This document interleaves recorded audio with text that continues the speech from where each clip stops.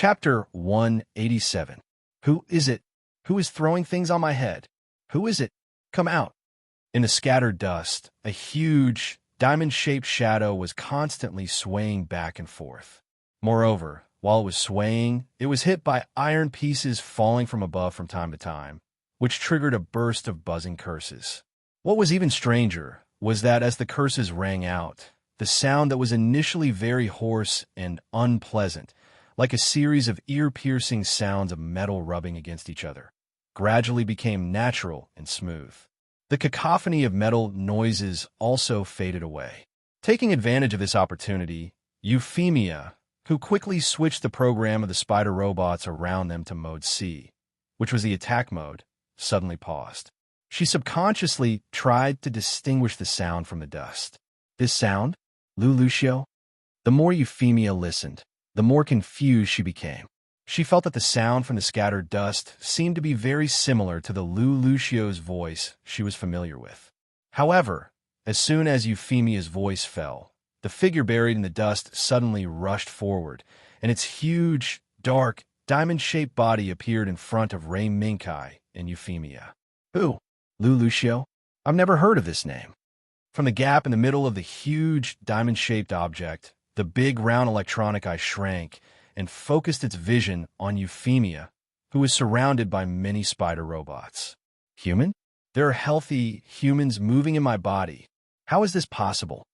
For some reason, when Ray Minkai and Euphemia thought they could communicate with this diamond-shaped object, they unexpectedly found that it was in a state of talking to itself.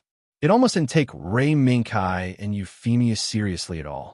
Fortunately, while it was talking to itself, Ray Minkai and Euphemia gradually obtained some information about this colonial satellite that suddenly broke into the hyperspace channel. Refugees. After listening to the diamond-shaped object for a while, Ray Minkai came to this conclusion. This colonial satellite was filled with metal cabinets on the outside. They were all prepared for a long journey with no end in sight. In order to be able to find a way to leave the world that had been destroyed by some terrible disaster in the shortest time possible. Some terrible disaster? Is it the abyss? Euphemia frowned and looked back and forth at the huge diamond-shaped object that was still talking to itself. Maybe. Ray Minkai nodded. He recalled the bleak and terrifying scenes he had seen on the side of the road before. Ray Minkai couldn't help but think that something must have happened to this colonial satellite. Otherwise, how could there be so many skeletons crawling out of the metal cabinets?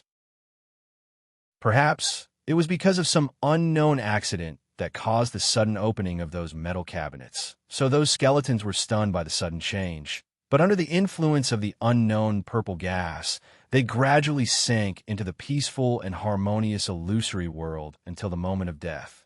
Maybe we should be able to find some clues from it. While Ray Minkai made up his mind, he waved his hand and gestured to Euphemia. After she switched all the attack modes of the spider robots, he stepped toward the huge diamond-shaped object that was still shaking its head and talking to itself. Ahem, are you Sir Leopard? Ray Minkai coughed a few times, tried to attract the attention of the huge diamond-shaped object. And the method he used was nothing more than directly calling the other party's name. Of course, this name was only Ray Minkai's own one-sided guess. After all, during this short period of exploration, what Ray Minkai saw and heard actually made Ray Minkai feel a strong sense of familiarity. If it weren't for the appearance of this huge diamond-shaped object in front of him, Ray Minkai would still be wondering when he had seen this scene. This is not. Under Ray Minkai's direct call, the huge diamond-shaped object that was talking to itself suddenly stopped. Between the opening and closing of the upper and lower baffles, the dark red, huge electronic, I looked at Ray Minkai suspiciously. Who are you? How do you know my name? Sure enough, when Ray Minkai heard this question, which was undoubtedly equivalent to an admission, he couldn't help but think in his heart. That's right. The huge diamond-shaped object that appeared in front of him was Leopard, the artificial intelligence of the colonial satellite Leopard in the work called The Girl Who Crossed the Universe in Ray Minkai's memory. There were only two reasons why Ray Minkai didn't recognize it immediately. First, the appearance of Leopard was seriously damaged. It was far from the 15 kilometers long and 5 kilometers in diameter in Ray Minkai's memory. Second, Ray Minkai's memory inevitably had some omissions or even forgotten after experiencing 2 world shuttles. Who are you? How do you know my name? No, he is a human, so he naturally knows the name of the Great Leopard. After all, I am also a universe overlord, the great existence that protects them. Seeing that Ray Minkai didn't answer its question, the diamond-shaped object, AI Leopard, began to talk to itself again. Why do I remember this guy? It doesn't seem to be like this. Looking at the appearance in front of him that was completely different from the image in his memory, Ray Minkai was a little puzzled. Could it be that there was an accident during the time travel? Suddenly, Ray Minkai was alarmed. Kai, be careful behind you. Amidst Euphemia's exclamation, Ray Minkai suddenly rolled on the ground and barely avoided the whip attack from above his head. Ray Minkai paused and quickly looked up. He found that it was the old pipes hanging above his head that launched the attack. What's going on? Ray Minkai was shocked and immediately stepped back, trying to quickly join Euphemia. On the way, Ray Minkai subconsciously looked at Leopard, who was talking to himself just now. In the end, it didn't matter if he didn't look. At first glance, he knew something was wrong. UFFI, be careful. This guy is beginning to abyss. Get out of this room quickly. The fiery red stream of light spread up from the depths of the dilapidated floor at the bottom without any warning, and it quickly attacked Leopard, who was floating above. Leopard, who had fallen into a state of talking to himself, was unaware of the situation in front of him. He was still talking to himself and chattering nonstop. After Ray Minkai informed Euphemia loudly, he looked up at the dilapidated pipes above his head that were ready to attack. He gritted his teeth, raised his pistol, and shot at Leopard's side. Bang! Buzz! The sound of gunshots, the buzzing sound of the bullet hitting the floor attracted the attention of the huge prismatic object.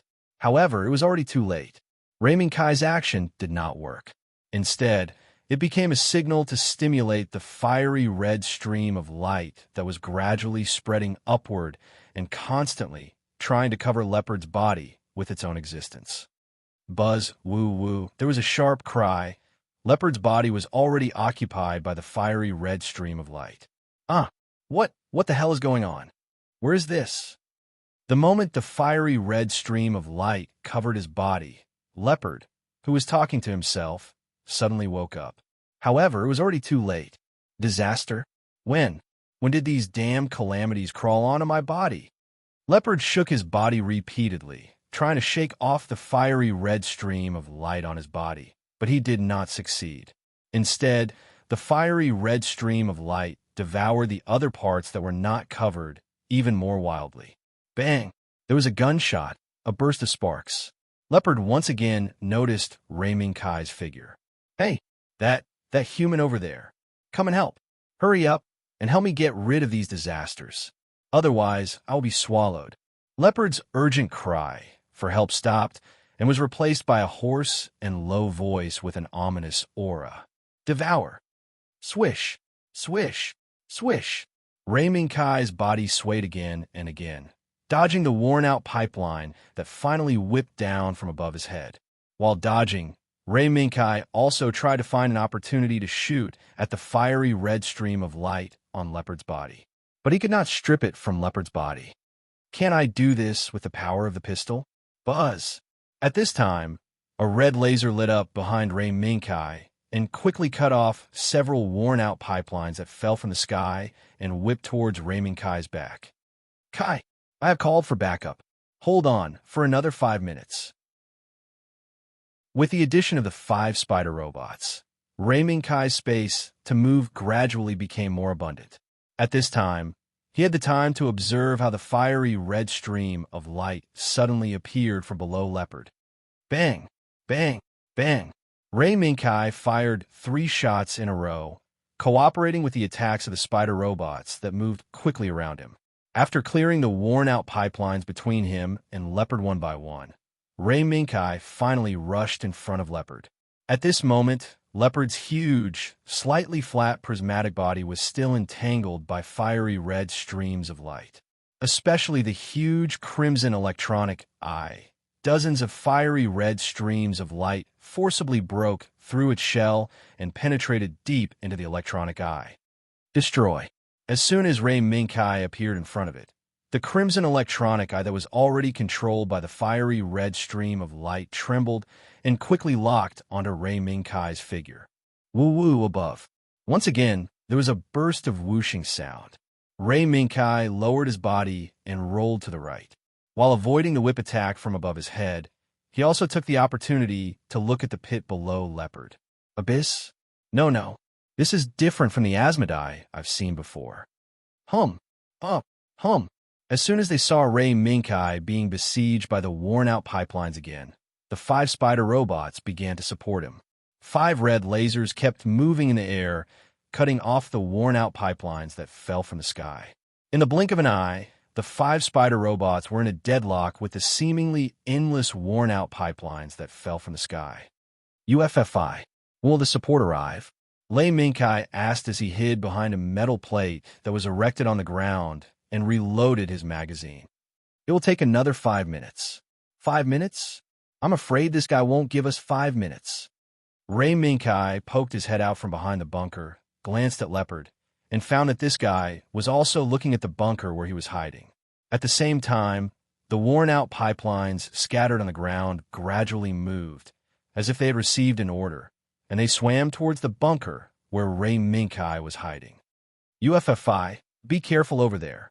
Ray Minkai frowned, knowing that he could not stay here any longer. It's like a tortoise. While wandering around, Ray Minkai tried to get the spider robots to attack Leopard with lasers, trying to get rid of the fiery red streamer on his body. When he saw that the laser attack was also ineffective, he could not help but curse. Pistols and lasers could not affect the fiery red streamer that was about to swallow Leopard. Ray Minkai could only choose to wander around and stall for time as much as possible. Fortunately, Ray Minkai did not need to stall for too long, because when he delayed Leopard's attention to the 4th minute, the support finally arrived. Clap! A round of applause sounded.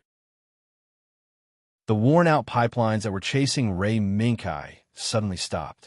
Immediately afterward, 5 lasers rose one after another, cutting off the worn-out pipelines that had stopped moving. They're here. Ray Minkai dodged and quickly retreated a distance. After ensuring temporary safety, he turned his gaze to the gate where Euphemia was hiding. It's her. With this look, Ray Minkai was shocked by the support that Euphemia mentioned. He never thought that the person who appeared here to support Ray Minkai and Euphemia was an old friend, Inanna, whom he had not seen for a long time. Long time no see, Ray Minkai and Sister Euphemia. The little girl, who seemed to have grown a little taller, nodded slightly to Ray Minkai and Euphemia, then looked at Leopard, who had been on guard since she appeared. I didn't expect to encounter such a fun thing on the way to help my sister deliver something to my aunt. Interesting.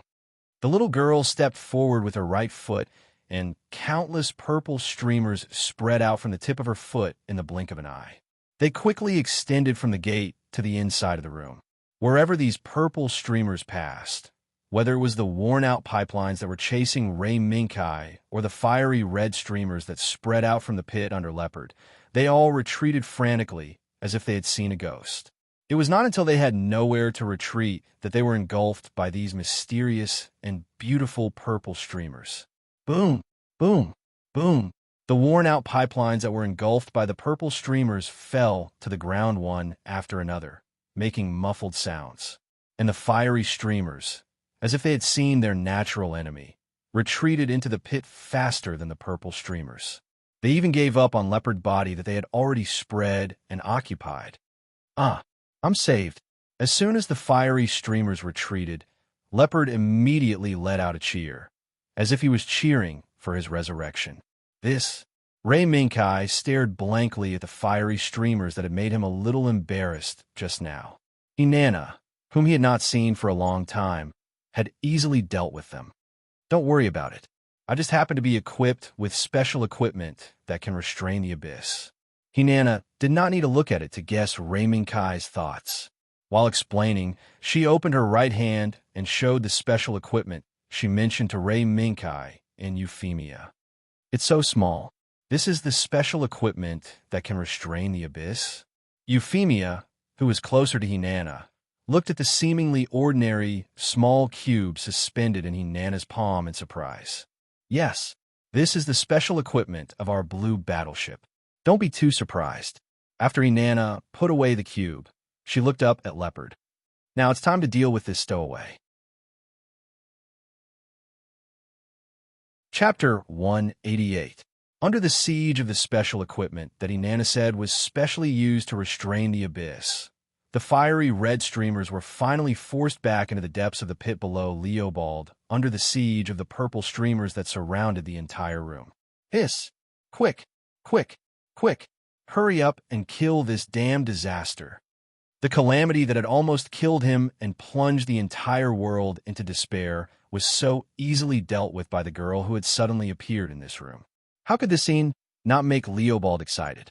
However, no matter how loud Leopard's voice was, Hinana still moved according to her own pace. Although she only raised her hand slightly, she had already killed the fiery red streamer that Leopold had turned into a disaster. However, in reality, this seemingly simple action had already used more than 60% of Hinana's computing power. Furthermore, the consumption of computing power was gradually increasing. Under the gaze of the ignorant and eager Leopold, the offensive and defensive battle between the purple streamer and the fiery red streamer finally came to an end after a flash of light. As the flash disappeared, Leopold, who could no longer feel the damn disaster's aura, was still worried. He controlled the probe that could barely continue to operate, constantly scanning the pit below him back and forth. Leopold, who was busy making sure that he would not be controlled by the damn disaster again, did not care about Kai, Euphemia, and Hinana for a while. Are you okay? Euphemia, who was standing near Hinana, saw that Hinana's body seemed to shake the moment the purple streamer disappeared. She quickly stepped forward to support Hinana and asked with concern, "No, I'm fine. I just used too much energy."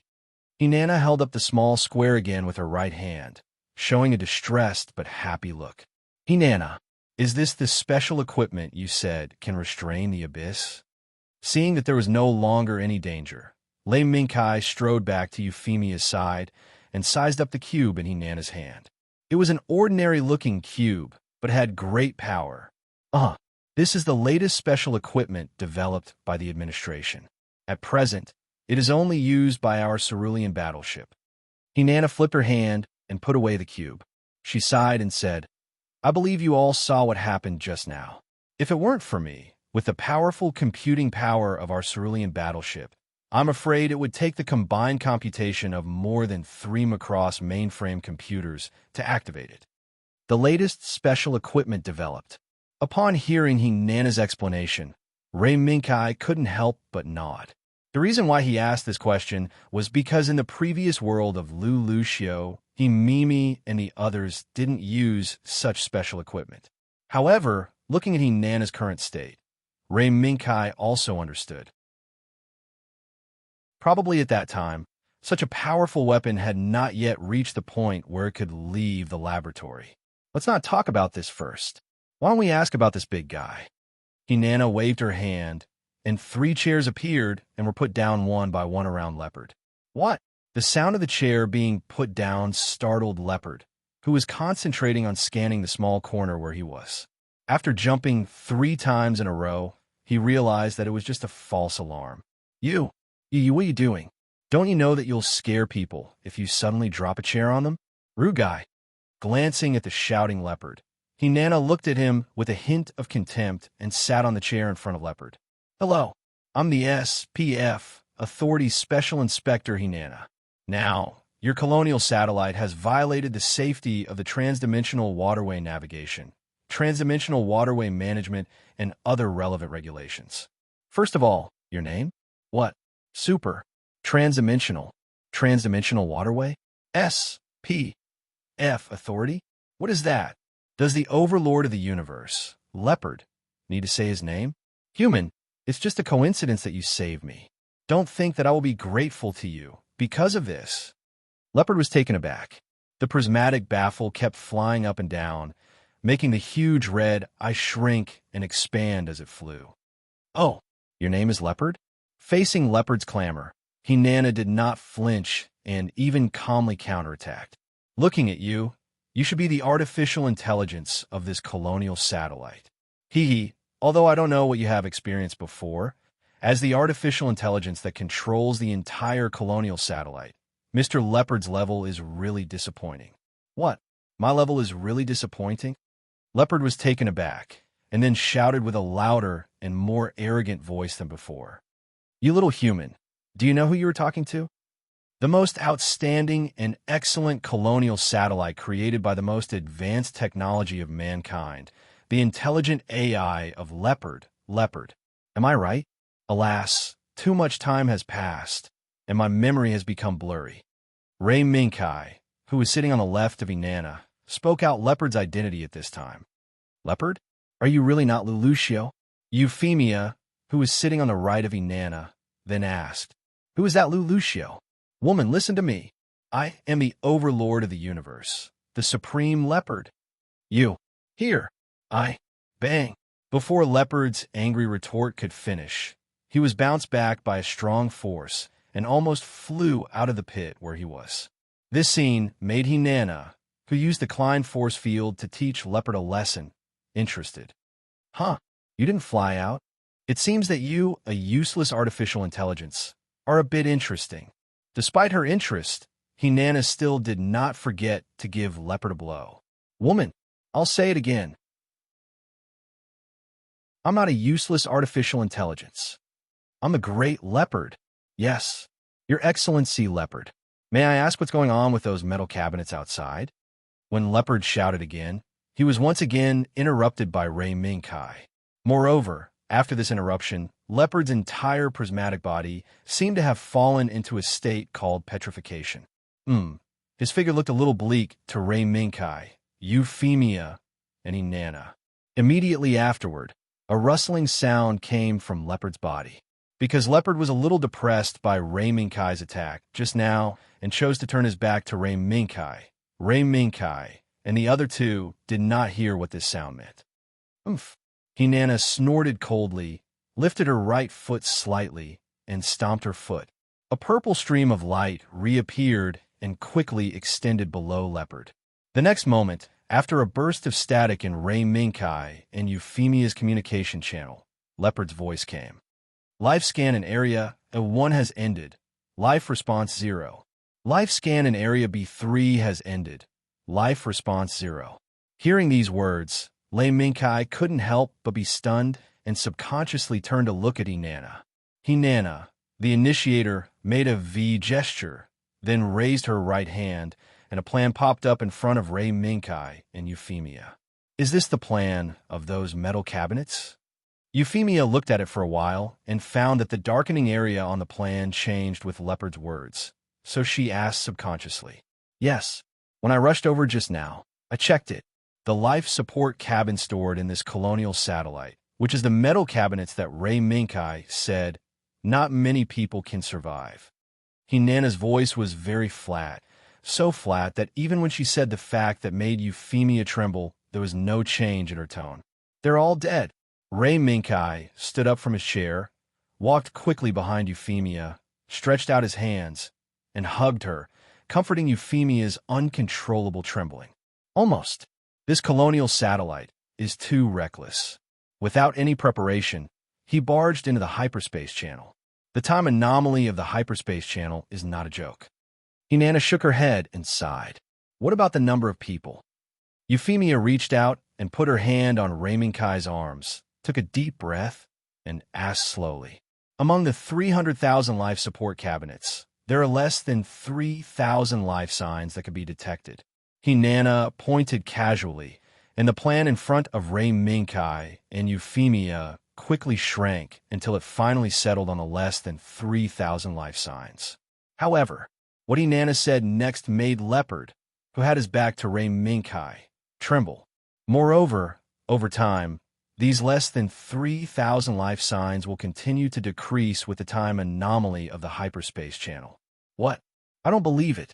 Leopard will not be fooled by your little trick. Before Ray Minkai and Euphemia could speak, Leopard immediately jumped out and refuted. Is that so? Then, please pay attention to your monitoring system. I remember that when I removed the abyss for you just now, I helped you recover the lines of the monitoring system. Even if Inanna didn't say it, Leopard knew it. During the self-examination just now, Leopard realized this fact. It was just that he couldn't accept this fact for a while. 300,000 people. 300,000 people. 300,000 people. 300,000 people that guy entrusted to me. Gone just like that. Suddenly, Leopard cried out in a heart-wrenching voice. Boom! The three of them were stunned by Leopard's sudden cry. Before they could react, they were shaken so violently that they couldn't even stand still. Ray Minkai held the chair Euphemia was sitting on and used it as a fulcrum to stabilize his body. Inanna, on the other hand, was much simpler. With just a flash of purple light, two railings appeared on Inanna's left and right sides, allowing Inanna to stabilize her body easily. Leopard, do you want to die? Inanna's gaze became fierce, and she asked coldly. Inanna, Leopard is speeding up?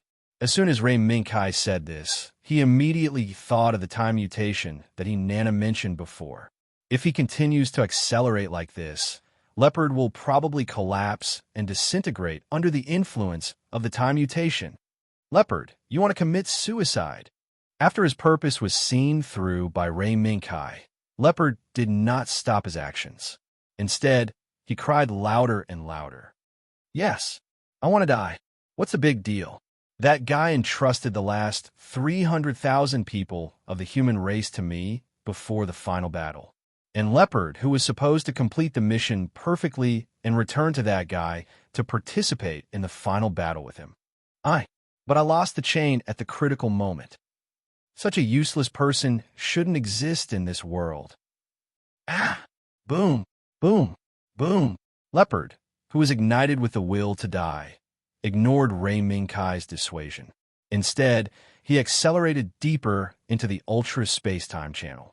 As Leopard went deeper into the ultra-space-time channel, the ubiquitous time mutation became more and more active. Leopard's colonial satellite, which was already quite broken, was constantly collapsing and disintegrating in the collapse caused by the time mutation. The components of the equipment that Leopard was proud of, in the burst of explosions, tearing, collapsing, falling into the time mutation, and turning into flying ash. Lunatic, seeing that she could no longer persuade Leopard with words, Inanna gritted her teeth, raised her hand, and said to Ray Minkai and Euphemia, Ray Minkai, Euphemia, hide. I want to seize control of this colonial satellite. Before Ray Minkai and Euphemia could respond, Inanna's eyes widened. The moment a golden light flashed in the depths of her pupils, a purple stream of light that was brighter, and more gorgeous than before rushed out from Inanna's feet. However, in just a short moment, the purple stream of light that rushed out from Inanna's feet once again covered the entire room and wrapped Leopard from bottom to top. The moment she completely cut off his connection with the colonial satellite, Inanna completely seized control of the colonial satellite. Sorry, this is not what I want to do.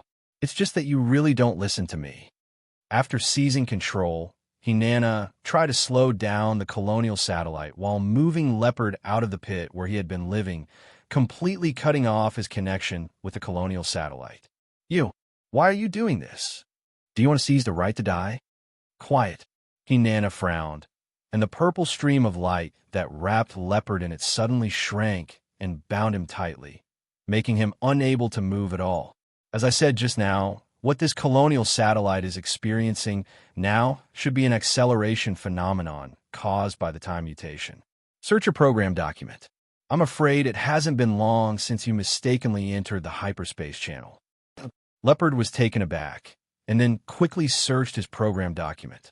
The next moment, Leopard jumped on the ground, trying to break free from the control of the purple stream of light.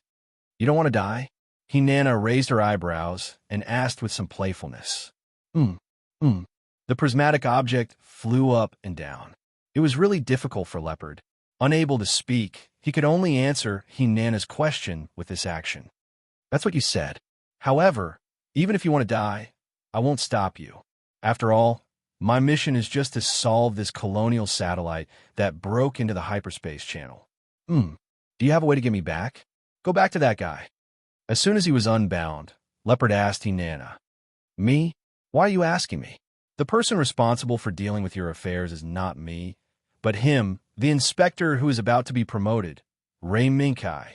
Hinana shook her finger and then pointed at Ray Minkai, who was just a bystander. Me? Him. Ray Minkai and Leopard were both dumbfounded.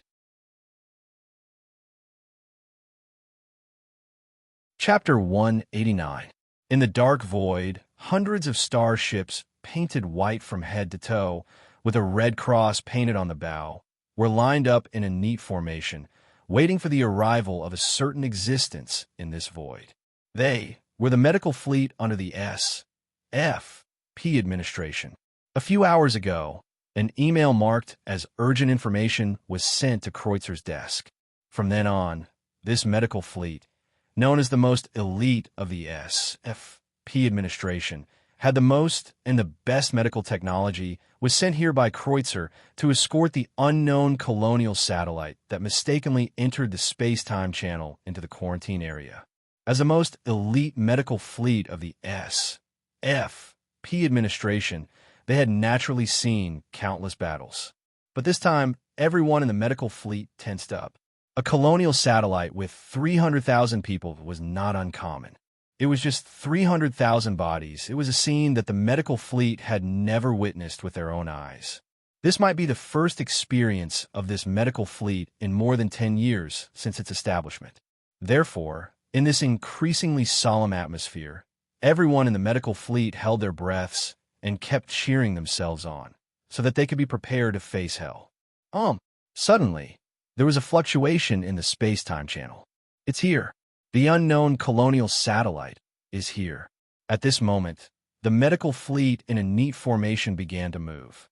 The moment the unknown colonial satellite that had become their mission target broke away from the space-time channel, the medical fleet immediately rushed to the unknown colonial satellite in an orderly manner and placed all the medical personnel, medical equipment, and anti-epidemic equipment on the colonial satellite. They're here, in the colonial satellite. Hinana looked up at the arc-shaped dome. Is the rescue fleet here? Ray Minkai looked at the gate.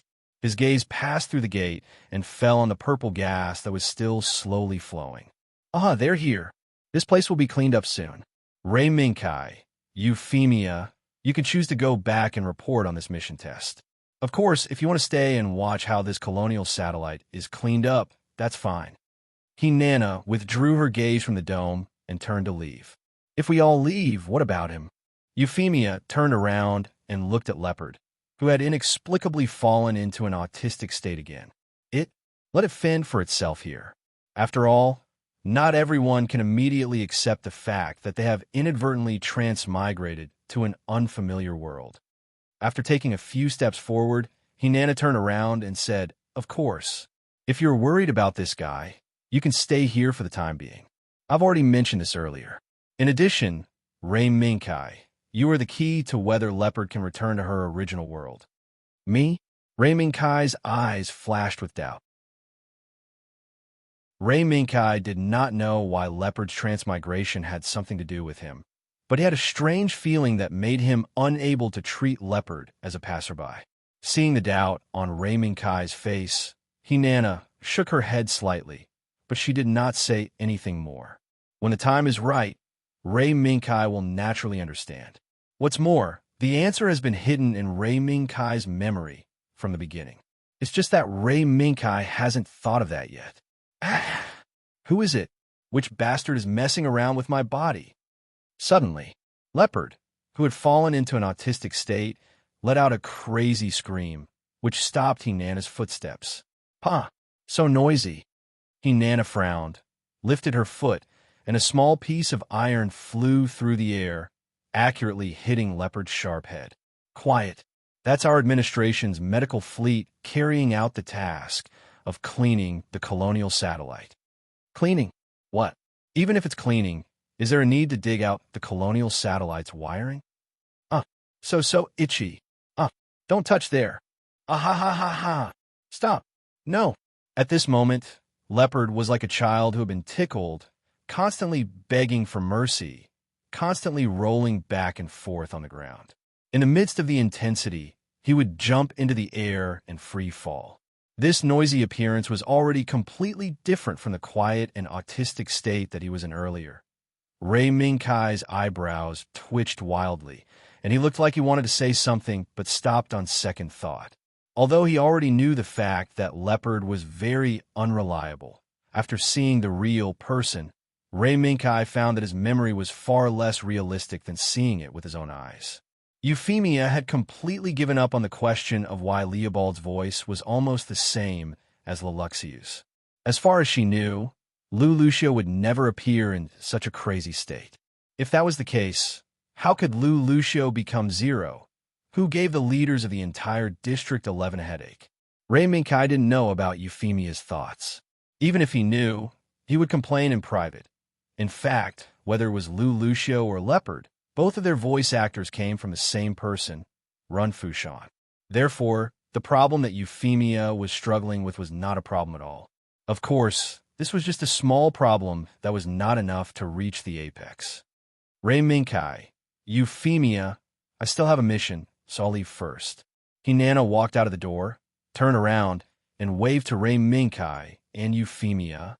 In addition, I would like to congratulate the two of you in advance to officially become inspectors. In the future, maybe we sisters will have the opportunity to cooperate with you. At that time, please advise us. Hearing this, Ray Minkai and Euphemia looked at each other and smiled. Thank you very much. We should be the ones to be advised.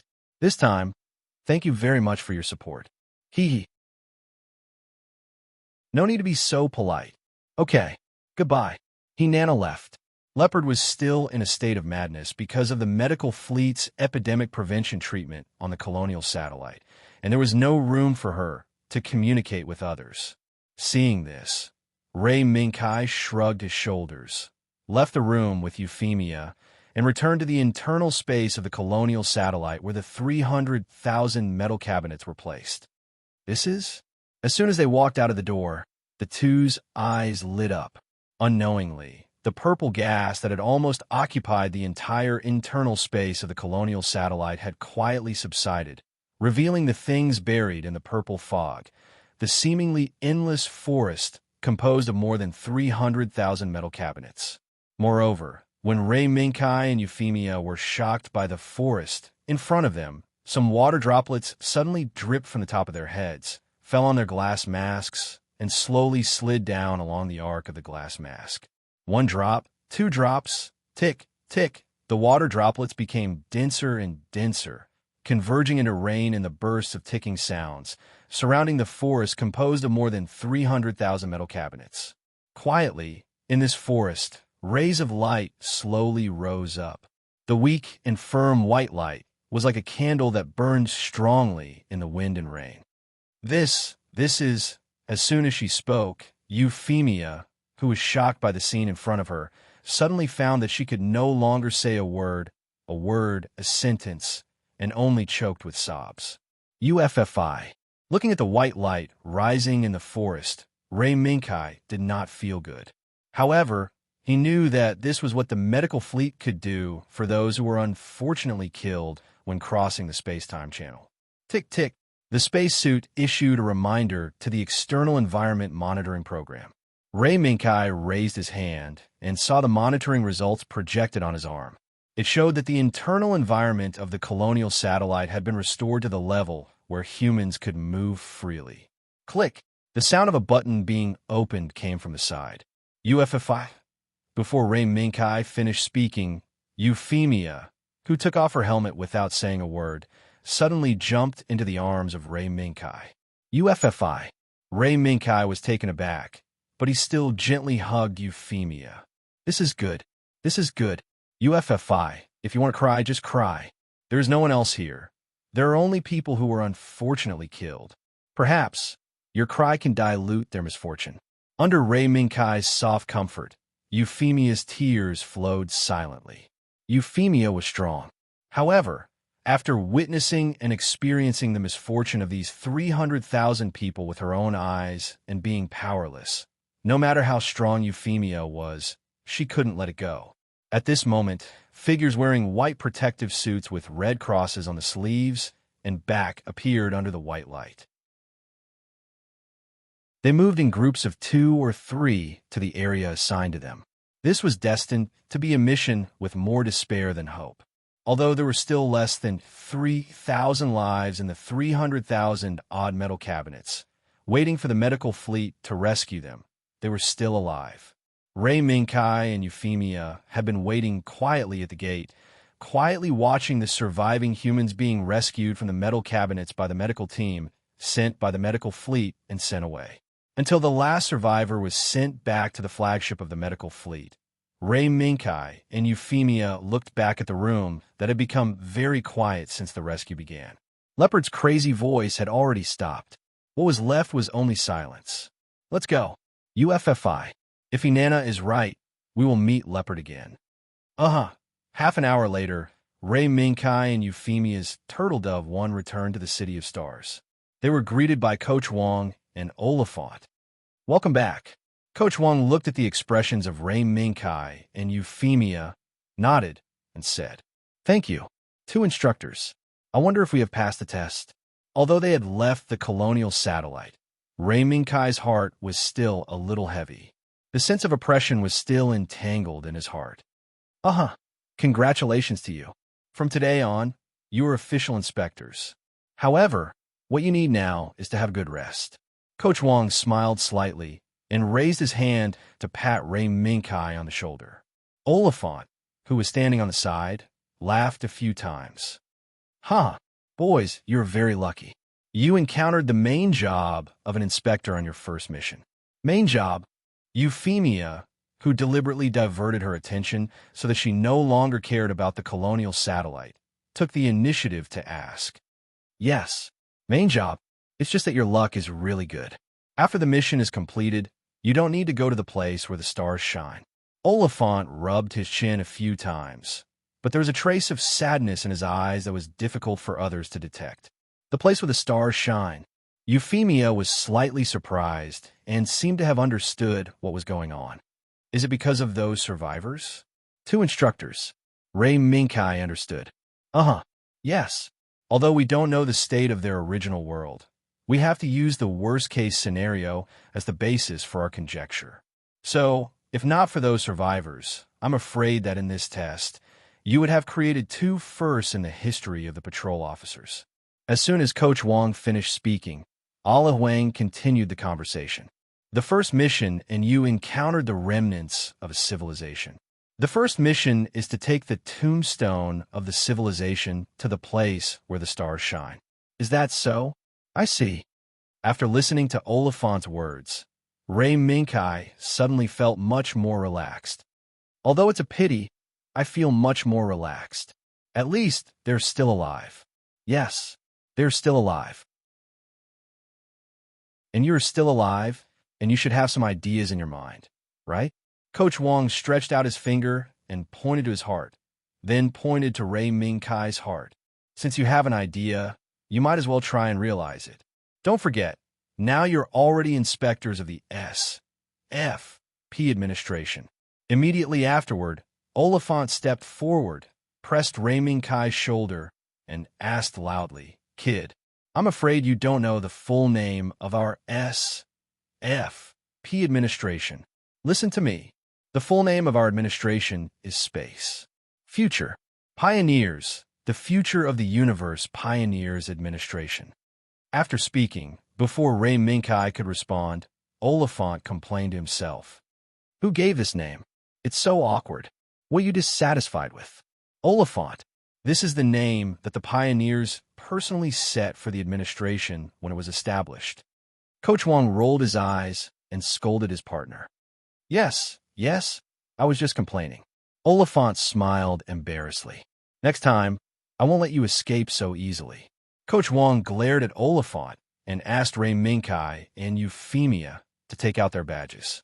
Then, Coach Wong took out his badge and pointed it at Ray Minkai and Euphemia's badges and said in a deep voice, "Identification number, JG076701, Coach Wong," initiating the inspector certification process.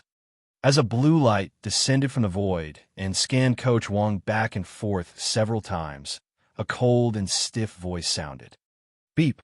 The identification number has been confirmed, the vital signs have been confirmed, and the inspector certification process has been initiated. Ready teammates, Ray Minkai and Euphemia Libertania, confirmed to pass the test. Now, granting the inspector certification, please approve." As soon as Coach Wong finished speaking, two blue lights appeared above Ray Minkai and Euphemia's heads. After scanning the two of them back and forth several times, the cold and stiff voice also appeared in the ears of Ray Minkai and Euphemia. Qualification certification complete. Vital signs input complete. Ready teammates, Ray Minkai and Euphemia Libertania. Congratulations to you. From today onwards, you will become one of the many inspectors and work together to protect the dimensional universe and not be swallowed by the abyss. The blue light disappeared. Ray Minkai and Euphemia looked down at their badges that had undergone subtle changes. Although they had some doubts in their hearts, in the end, they had completed their goal. All that was left was to return to Lu Lucio's world.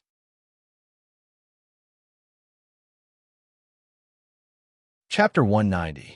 In the evening, in the streets of a city next to the endless black forest, three figures were walking slowly, casually walking on the empty street.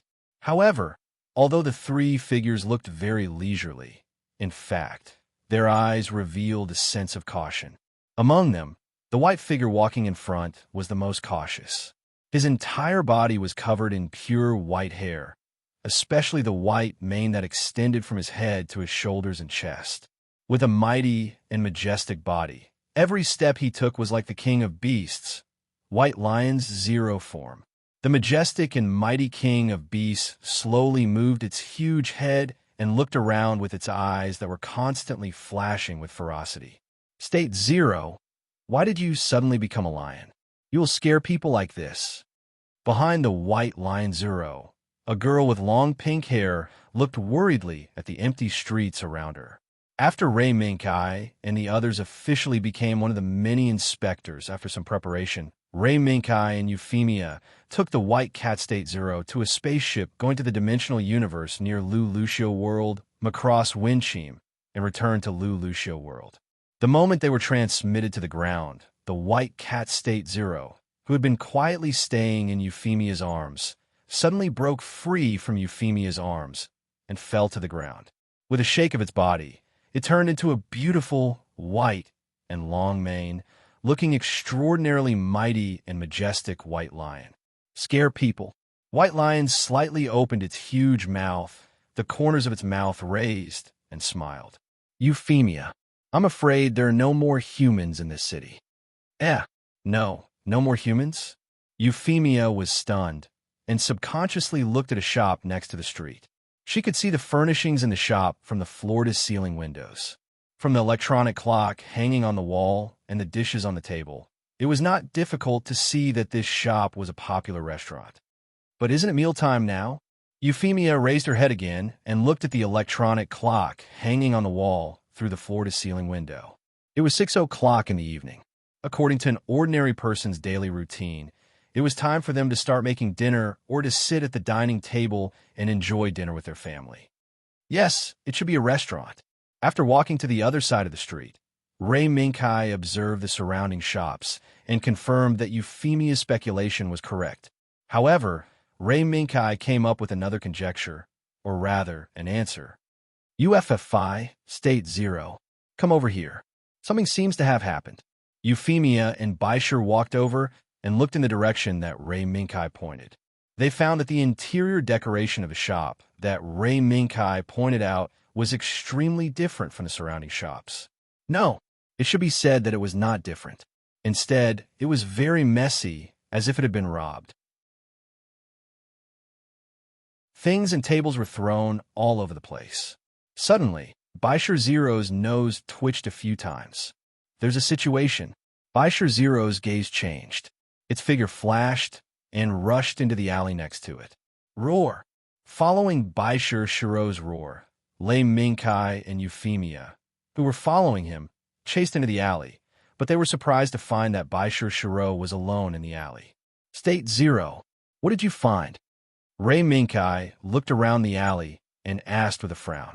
No, it seems to have run away. Baisher Zero opened its mouth slightly, and its pupils were full of caution. Then it asked Kai, how long have we left this world? About half a year to a year. Rei Minkai recalled the time he saw on the electronic clock on the wall and estimated. Half a year? Hee. This world has changed so fast. Kai, we may have to hurry. That's what you said, but we have to figure out where we are, right? This is different from the teleportation location that we discussed with the Winchime in advance. In my memory, the scenery in the 11th district is not like this. Rei Minkai walked out of the alley and looked at the buildings around the street. Compared to the 11th district in my memory, the buildings here are more like European-style buildings. Maybe this is Europa.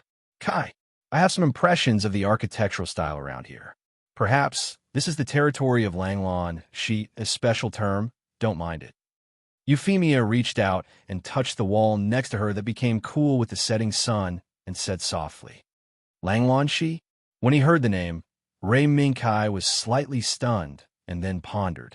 If the country where Rei Minkai and the others were now in was Langlon Shi, and coupled with the current timeline, a name involuntarily emerged in Rei Minkai's mind. A kid. No, it should be Hyugeringdo. If there is no other place, the endless forest next to this city is probably Hyugeringdo. That is, the Black Forest where the fallen kid began the plot. However, having said that, compared to the name Hyugeringdo, Rei Minkai is more accustomed to the name a kid. Do you think of anything? Standing in the alley, Hakoshiki Zero, who looked back and forth, took a steady step and came to Rei Minkai's side. Well, some, but I need to verify it. Rei Minkai nodded. Just as he looked back at the Black Forest outside the city, a loud noise happened to resound through the sky. At the same time, a looming column of smoke slowly rose from the Black Forest, which was particularly conspicuous. Explosion? Is there a battle? Euphemia looked at the column of smoke rising into the air and suddenly realized. Could it be that all the people in this city have evacuated? I'm afraid that's the case. Otherwise, it's hard to explain why some of the furnishings here are good and some are messy. Rei Minkai nodded.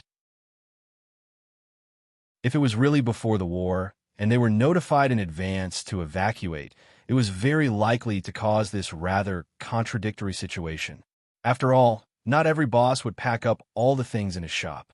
At the moment of life and death, only those Scrooges would keep thinking about worldly possessions and insist on packing them away. Do you want to go over and take a look?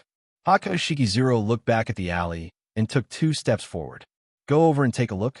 Do you want to change back to the long-toothed lion and run over and take a look? Rei Minkai shook his head slightly and said half-jokingly and half-seriously, Believe me, in the Battle of Kyushu, whether as you or me, I am afraid that we have become world-famous. As long as the long-toothed lion appears, I am afraid that in a few minutes, our information will be placed on the desk of the leaders of various countries. Oomph. Although what Rei Minkai said was true, Hakoshiki Zero still snorted coldly. Then you say, what should we do now? Run over with 2 legs? You know that the road in the forest is not easy to walk. Her Royal Highness can't stand this kind of suffering. No, I can persist. What's more, I'm not wearing a skirt today. Euphemia was the first to stand up and refute Hakoshiki Zero's words. Yes, in order to prevent unexpected situations, Euphemia, who liked to wear skirts, rarely changed into a pair of trousers and long sleeves, which was convenient for an outing in the suburbs. UFFI, don't worry, we have other ways. Looking at Euphemia's firm expression, Rei Minkai smiled gently. Even if to avoid exposing the long-toothed lion, they had to take other ways to go to the depths of the Black Forest, Rei Minkai still had other options. Therefore, they did not need to rely on their own 2 legs to go to the Black Forest on the famous number 11 bus. After all, this is my first time calling. Lei Mingkai chuckled and raised his right hand. Facing the breeze, he snapped his fingers and shouted, "Let's go! Gauda! Pi!" In the sky that was gradually shrouded by night, a meteor suddenly swept across. In the blink of an eye, the meteor that suddenly swept across the sky fell toward Rei Mingkai's location at a speed that was almost impossible to follow with the naked eye. Who? The wind whistled, and a silver flash flashed over the city.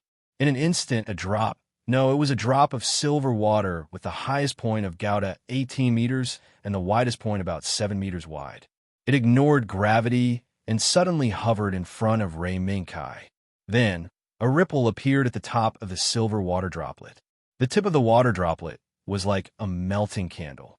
It kept rolling down to the ground, revealing the body protected by the seemingly soft but actually tough silver liquid.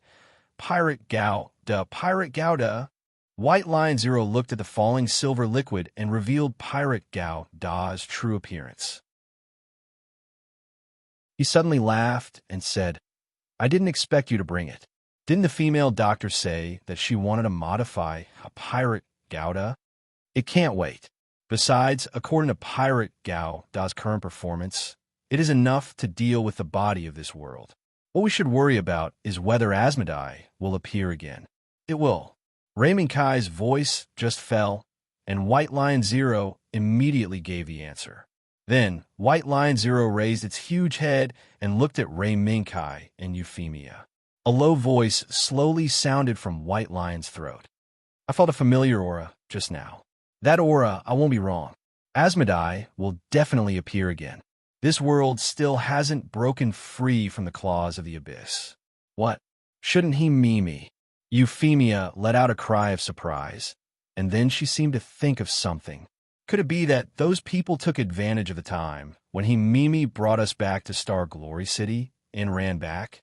I don't know, but the current situation is that this world is still being watched by the abyss. White Lion Zero shook its head, and then, with a stomp of its right foot, it turned back into the little white cat Zero. In a few jumps, it jumped to the front of Pirate Gouda's cockpit. No matter what we should do now is to go to the Black Forest to investigate and then make a decision. Kai, I hope your speculation is correct. I have a hunch. My speculation will be correct. Rei Mingkai nodded, reached out and held Euphemia's small hand, and boarded Pirate Gouda together. Facing the setting sun in the west, when the silver droplets turned into silver liquid and condensed into Pirate Gouda's cloak, Pirate Gouda, who landed on this world for the first time, raised his pair of bright eyes and took the first step towards the Black Forest. At this time, far away in a castle in the center of Langlon West, White Wolf Fortress, Anno, who was appointed as the commander of the specially set up Zero unit, was nervously looking at the movements of his unit on the main screen. Every time a mech of his unit, Nightmare Alexander, rushed into the enemy Nightmare unit and self-destructed, his expression would ease a little. However, this relief didn't last long. When a new enemy appeared on the main screen, when his unit continued to self-destruct but failed to eliminate the enemy as planned, Commander Anno's expression became more and more flustered and exasperated. Commander Anno. At this moment, the girl who had been silently staying in her seat suddenly left her seat and came to Anno's side, using her clear and serious eyes to look at the flustered and exasperated face. It's been 40 minutes since the 132nd unit began to retreat. Now, it should be time for the Zero unit to retreat. This was undoubtedly the most rational and correct suggestion. At this moment, under the situation where there were more and more enemies and their own troops were getting fewer and fewer, it seems so correct. However, Commander Anno would not accept this suggestion. In his understanding, the main members of the Zero unit were nothing more than the people of District 11 recruited from the settlement area. With his understanding of the people of District 11, sending the people of District 11 to the front line to die, or even choosing to self-destruct in order to let their own troops retreat, to use this to kill the enemy, this was nothing more than a normal thing. What a joke. Aren't there still enemies jumping around in the combat area? If they rush into the retreat route of the 132nd Unit, then wouldn't the 132nd Unit suffer heavy casualties? Isn't the purpose of the 0 Unit set up to cover our troops? Now, in this state, it's nothing more than the best time for them to serve our country. What a joke. Suddenly, just as Anno kept defending himself and the remaining 0 Unit to stay on the battlefield and fight the enemy to the death, a cold and dull voice came from the door. When everyone heard the voice and looked back, Anno raised his hand in disbelief and pointed at the group of people who had filed in from the door. He pointed at the black figure in the middle of the crowd and said in a trembling voice, "It's you." Anno's trembling did not last long before he was interrupted by Anna Gearman's voice. Report. An unknown signal has been detected. It's rushing into the combat area from the southeast at a speed more than 3 times faster than the Nightmare. What? Everyone was shocked. The girl who had just spoken up to suggest the retreat, the staff officer of the 0 Unit, Layla Marukal, turned around and quickly returned to her position. Report the location of the target. Can you continue to monitor its movements? Yes. However, the other party seems to be targeting the enemy. Since it rushed into the combat area, at least 10 enemy targets have been destroyed by it. What? 10 Nightmare were destroyed in this period of time? How is that possible? A burst of surprised voices came from the group of people in black. However, Layla did not care who made this sound. Her mind was constantly working faster, constantly analyzing whether the unknown target that suddenly rushed into the combat area was a friend or a foe. Olivia, can the high-altitude camera of the mothership transmit the scene of the combat area? Olivia Lowell was the operator of the high-altitude mothership used by the 0 Unit. From the moment she heard Layla's question, she quickly adjusted the program, striving to complete Layla's request as quickly as possible. In less than 30 seconds, a video taken from a high-altitude camera was transferred to the main screen by Olivia. What is that body? The latest nightmare of the Britannia Empire? Although this video could only be taken from an overhead perspective, it did not let everyone miss the actions of the unknown target that they were paying attention to. Light.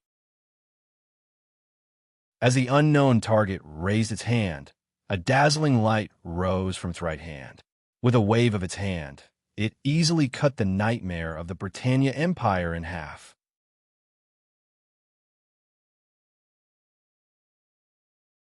Chapter 191. Boom! The roaring explosion tore apart the silence of the Black Forest and also tore the beautiful sunset into pieces, wantonly thrown on the ground and trampled on it. On the other side of the explosion that tore apart a large part of the forest in the blink of an eye, a pair of flickering eyes were looking at the forest that was filled with intense explosions from a distance not too far away. Target confirmed. It's the Britannia Empire's mech. UFFI. Ray Minkai raised his hand and pressed a few buttons on the driver's seat. After zooming in and out the image on the screen several times, he finally fixed the image on the nightmare that was painted white with various kinds of gorgeous golden patterns on its edges and corners and had a bright red cloak behind it. Such a design, such a gorgeous outfit, and a mech that did not hide its identity. Looking at the entire Lucia world, only one country would choose to do this, and that was the Britannia Empire. It should be the army in the direction of Europe. Can you let me contact them? Euphemia, who was sitting on the side of the temporarily installed co-pilot seat, also looked at the screen. However, State Zero, who had turned back into the White Cat state, had other opinions. Your Highness, I suggest you don't do this. Why? Euphemia was stunned and asked subconsciously. As the third princess of the Britannia Empire, Euphemia did not feel that there was anything wrong with taking the initiative to contact the nightmare pilot of the Britannia Empire under such circumstances. State Zero, did you find anything?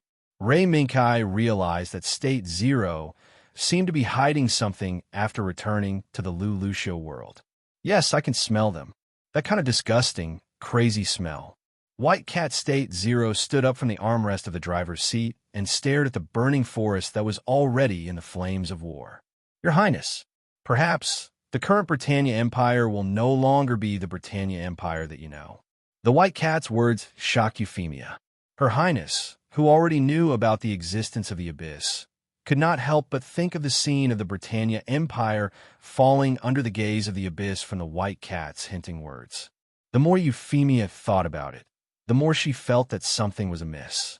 However, she suddenly realized that her hand was surrounded by warmth. UFFI. Go and contact them. If what State Zero said is true, then there won't be a worse situation than this. Euphemia looked up the hand that covered her hand. Her hand. She looked up and saw Rei Mingkai's encouraging smile. With Lei Mingkai's encouragement, Euphemia took a deep breath. Yes, I know. Kai, since we have already made a decision, then, when it comes to achieving our wish, hesitation is not allowed to exist. Euphemia's voice was filled with determination. Kai, help me contact them. Yes, Your Highness. Rei Mingkai nodded. After pressing a few commands on the keyboard that rose from under the driver's seat, he signaled Euphemia to contact the Britannia Empire's army that appeared in the Black Forest. Soldiers of the Britannia Empire in this battle zone, please reply. I am Euphemia Lee Britannia, the third princess of the Britannia Empire, now requesting to speak to the commander of your army. Soldiers of the Britannia Empire in this battle zone, please reply. I am Euphemia Lee Britannia, the third princess of the Britannia Empire, now requesting to speak to the commander of your army. After repeating this a few times, Euphemia stopped calling and silently waited for the other party's response. However, a few minutes passed. More than 10 minutes passed, until the first 30 minutes were about to end. A communication signal mixed with static appeared on the communication channel. I am Andre Farnes, the leader of the San Rafael Knight Regiment. Please allow me to confirm your identity again. After hearing a clear reply, Euphemia's face lit up. After exchanging glances with Rei Mingkai, she replied again, Andre Farnes, the leader of the San Rafael Knight Regiment. Thank you very much for your response. I am Euphemia Lee Britannia, the third princess of the Britannia Empire. If you have any doubts about my identity, you can come to my current coordinates to verify. Then, Rei Mingkai sent his coordinates to the man who called himself Andre Farnes, the leader of the San Rafael Knight Regiment. After the two finished this series of actions, Andre Farnes also disconnected the communication. What a bold decision. Kai, White Cat State Zero, who silently watched Rei Mingkai and Euphemia's actions, said slowly. Maybe it's a little bold. However, if we don't take some risks, I'm afraid we won't be able to determine who our enemy is in a short time. Rei Mingkai nodded. When he and Euphemia exchanged glances, the two tacitly decided to expose their existence and see what the Britannia Empire's army would do. If what White Cat State Zero said was right, then in the previous battles, State Zero and Rei Mingkai, who killed Asmodai twice, were likely to be the target of the enemy hiding in the dark. Of course, after the Battle of Kyushu, Euphemia, who went to the universe with Rei Mingkai, the news that Cornelia and the others unanimously decided to release, was also likely to be the target of the enemy. Now, all we can do is to wait. Euphemia turned her small head and looked at the forest displayed on the omnidirectional surveillance screen. She couldn't help but be silent. Rei Mingkai didn't say anything. He just activated Pirate Gao Da's new equipment, the cloak that was condensed from the silver liquid before. Buzz! With the diffusion of a burst of particle energy, a white light rose from the forest where Pirate Gao Da was hiding. In the white light, the 9-meter-tall Pirate Gao Da also disappeared from the forest. A few minutes later, a movement was captured by Pirate Gao Da's surveillance system. It's nightmare. Rei Mingkai's eyes flashed.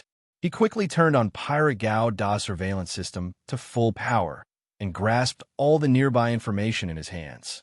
Is it the Britannia Empire's army? Euphemia couldn't help but straighten her body and stare at the screen without blinking. Beep, beep. The moment the radar beeped that the target had been captured, the Britannia Empire's fifth-generation Nightmare Sunderland, whose heads and limbs were painted platinum, and whose torso and cockpit were painted purple, were moving towards them at high speed. 5 Sunderland? How generous! Ray Minkai's gaze didn't linger on the Sunderland's paint for long. Instead, it fell on the Sunderland's weapon, the shotgun. Their purpose was self-evident. Unlike the battlefield in the distance that was caught in a fierce battle, the Sunderland that appeared in the vicinity were actually armed with weapons that were obviously meant for humans. UFFI, looks like State Zero's premonition was right. Ray Minkai sighed secretly. However, Euphemia still had a sense of persistence. Kai, I have an idea. Boom, boom. Amidst the explosions from the battlefield in the distance, the Sunderland team, under the command of the St. Raphael Knight Order's commander, Andre, quickly arrived at the coordinates indicated by Andre. However, when they arrived, they didn't discover the third princess that Andre had mentioned. In an instant, the 5 Sunderland turned on their infrared radars and tried to find their target from the surrounding trees. I'm here, a pilot from the Britannia Empire. At this moment, a crisp yet serious voice of a young girl sounded. The leading Sunderland looked up and saw their target, the Britannia Empire's third princess, Euphemia Lee Britannia, standing under a tree and looking at them. I'm Anson Rosia from the St. Raphael Knight Order. May I ask if you are the Britannia Empire's third princess, Euphemia Lee Britannia? A middle-aged man's voice sounded from the Sunderland. However, for some reason, Euphemia felt that the voice seemed to be hiding something that made her unhappy and even disgusted. Yes, I'm the Britannia Empire's third princess, Euphemia Lee Britannia. Sunderland Knight, let me see your face. Faced with the other party's question, Euphemia stepped forward and made a request that couldn't be refused. Yes, Your Highness. The other party agreed. However, in the next moment, the 5 Sunderland raised their shotguns without hesitation and locked onto Euphemia's figure. They shouted fanatical slogans and pulled the trigger. All hail Britannia! All hail Lelouch! Bang! Bang! Bang! In the midst of the fanatical slogans, countless bullets were propelled by gunpowder and suddenly shrouded Euphemia's figure in the shadows. It was as if in the next second, Euphemia's beautiful body would be torn to shreds. However, the ferocious shotgun shells that were about to tear Euphemia to shreds suddenly stopped in midair and couldn't move forward at all. Then, after the propelling force given by the gunpowder disappeared, they fell to the ground one after another. Bang! Bang! Bang! Faced with such a strange situation, the 5 Sunderland didn't have the slightest bit of shock. In fact, they were even surprised. They were still fanatically shouting slogans and continuously pulling the trigger. UFFI. In the midst of the gunshots, Ray Minkai's voice sounded. Euphemia slowly closed her eyes and said in a low voice, Kai, do it. Yes, Your Highness. The moment Ray Minkai's voice fell, Euphemia's figure suddenly blurred. The moment Euphemia's figure completely disappeared, the real culprit that blocked all the shotgun attacks appeared. Cloak. It was the new cloak that Pirate Gouda was equipped with.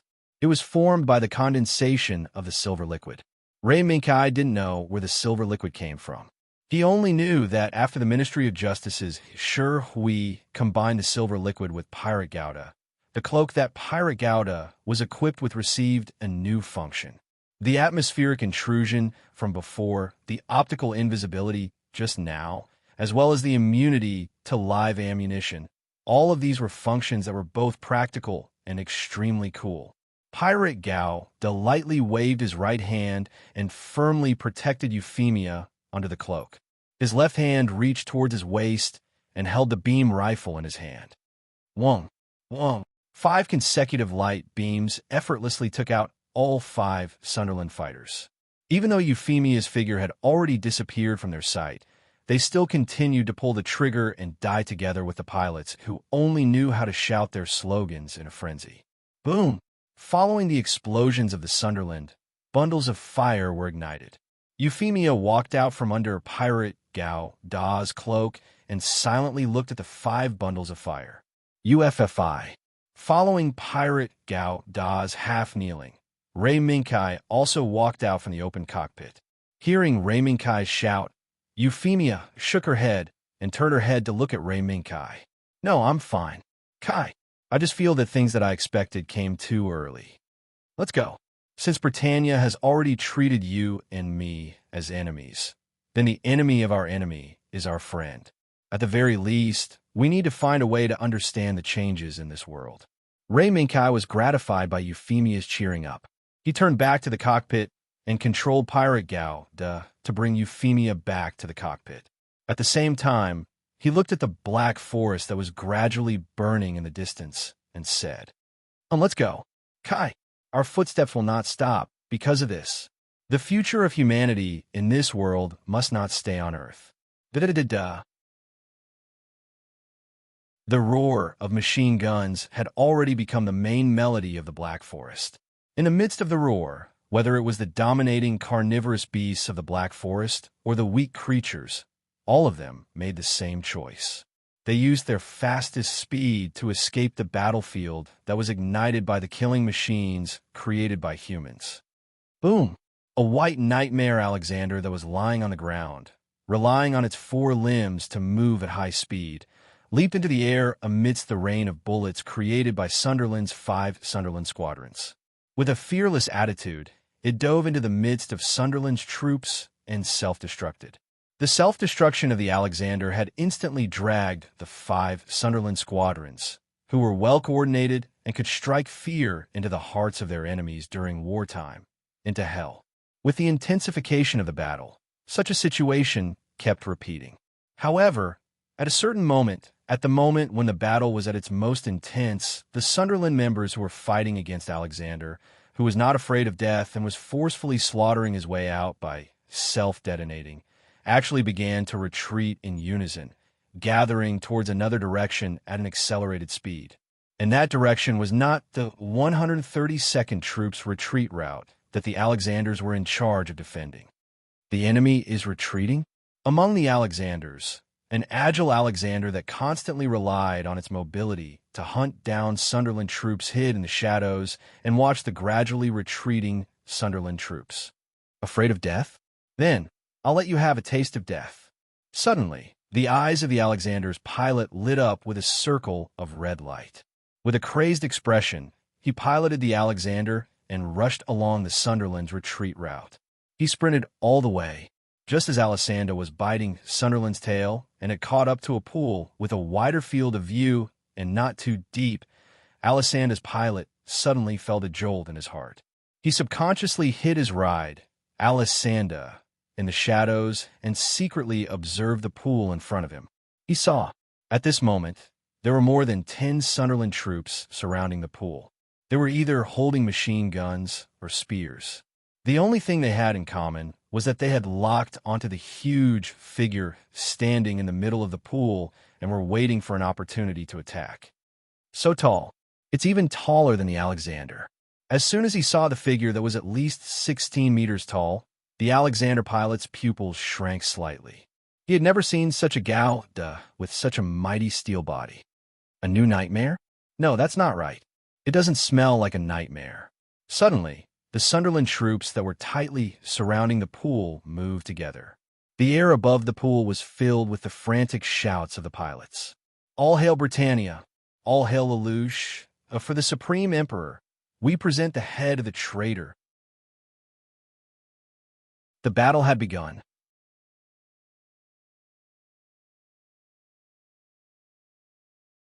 Chapter 192. Traitor.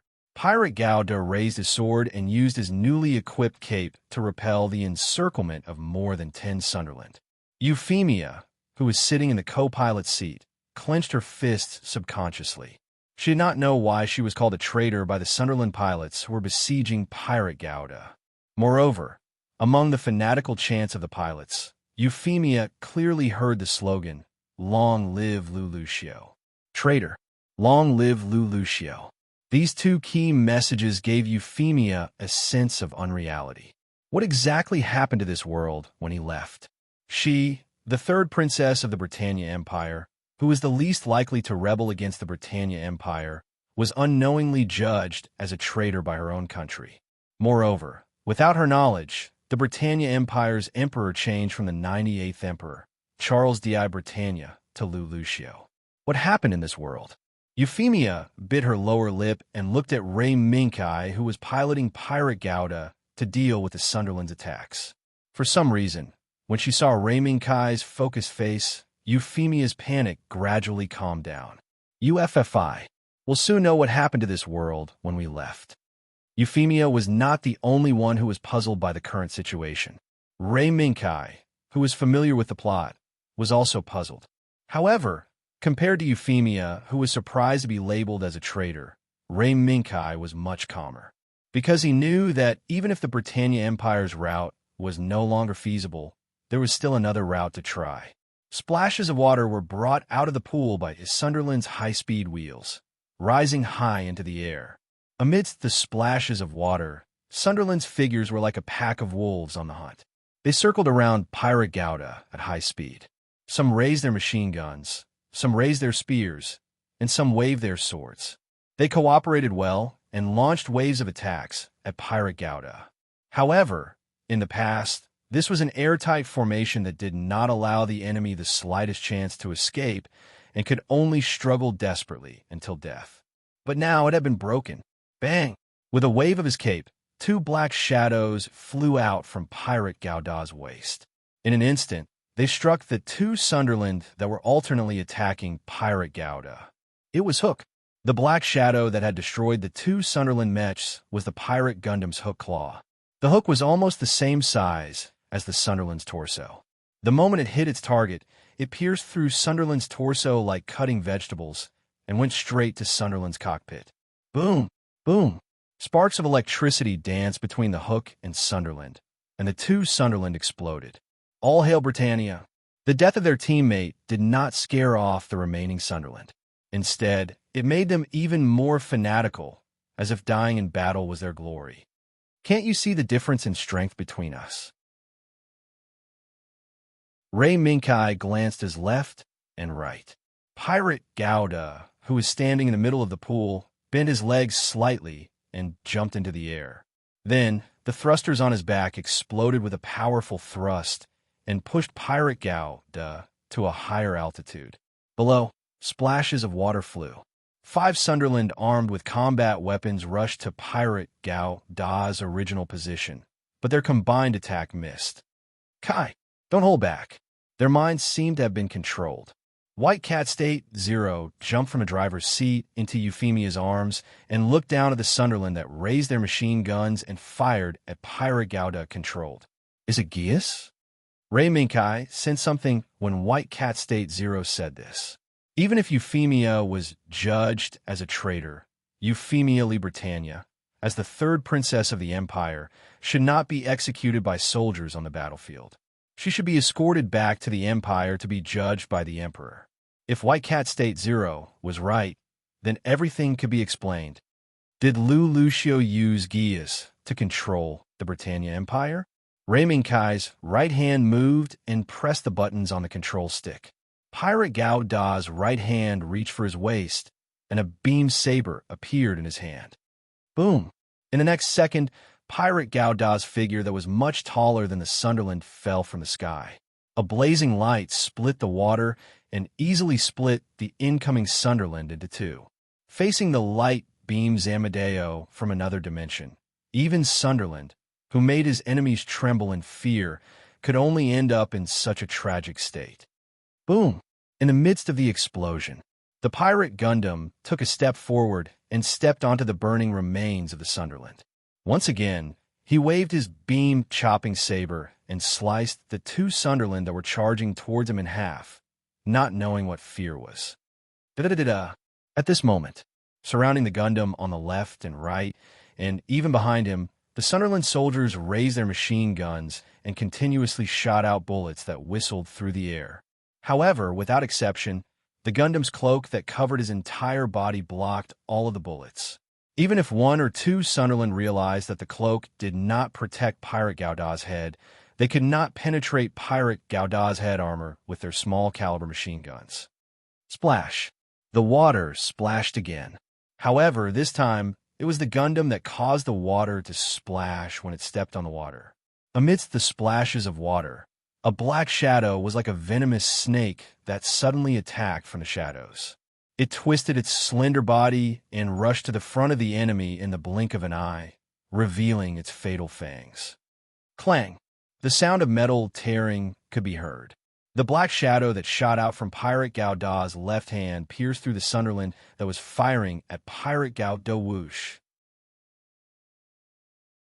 Pirate Gauda's left hand shook, and the black shadow that pierced through Sunderland immediately shrunk and returned to Pirate Gauda's left hand. At this moment, the Sunderland pilots realized that the black shadow was actually a long whip. A long whip with a sharp barbed tip. Splash! As the long whip left, Sunderland's chest was pierced through and fell into the pool like a falling pillar. At this moment, Sunderland's attack suddenly stopped. Apart from Pirate Gauda, who was still trying to surround him, the Sunderland only raised their machine guns and kept moving. They kept moving with Pirate Gauda as the center point. Are you afraid? White Cat State Zero raised its small head slightly and looked at Sunderland that did not seem to dare to fight Pirate Gauda. No, it seems like they were waiting for something. Ray Minkai frowned slightly and quickly pressed a few buttons. The mission environment that the patrol officer faced was not as simple as the mission environment that normal combat personnel faced. When they did not know where the enemy came from and who they were, the patrol officer would use their intelligence gathering ability to find out if there were any unfavorable factors in the mission world and eliminate them. Therefore, according to this request, the Ministry of Justice installed a few gadgets on Pirate Gauda's body and added a few effective small functions to Pirate Gauda. For example, the Intelligence Monitoring Module was one of these small functions. Although the power was greatly reduced due to the miniaturization, it was still able to clearly intercept all communications between Sunderland in front of them. Sha-sha. Following a series of noises, the communications between Sunderland rang in the ears of Ray Minkai and Euphemia. As expected, they are afraid. White Cat State Zero lowered its small head slightly and said without any surprise. Of course, this was inevitable. Pirate Gauda, who was almost 16 meters tall, was much more powerful than Sunderland in terms of power, defense, and even attack methods. At present, Pirate Gauda, who only used the beam chopper and long whip, was already able to completely suppress Sunderland. Under such circumstances, it was not hard to understand why Sunderland's pilots would choose to be cautious. However, while Ray Minkai was monitoring the communications between Sunderland's pilots, a series of faint noises that could not be ignored suddenly rang out. When the noises rang out, White Cat State Zero, who had lowered its small head, suddenly raised its head, and all the fur on its body stood up. A low growl suddenly rang out from White Cat State Zero's throat. It's him. It's them. Ray Minkai's gaze focused. His left hand pushed the joystick, and his right index finger pressed on the trigger. Boom! Pirate Gauda's figure flashed and leaped into the air. The beam chopper in his right hand had already been replaced with a beam rifle, and he quickly locked on a Sunderland below. Wong, wong, wong. Beams of light descended from the sky like a gust of wind, accurately blasting Sunderland, who was moving at high speed, one by one. Boom, boom, boom. In the midst of Sunderland's explosion, a series of even more fanatical and unsettling chants rang out. All hail Britannia! All hail Lelouch! Ahoo! Several black shadows broke through the thick smoke and attacked Pirate Gauda, who had leaped into the air. These black shadows were Sunderland's hook claws. Dang! Facing the hook claws that broke through the air, Pirate Gauda only lifted his right leg and easily kicked them away. However, when Pirate Gauda kicked away the hook claws, two Sunderland had unknowingly rushed to Pirate Gauda's back from below. In an instant, the fanatical chants rang out once again.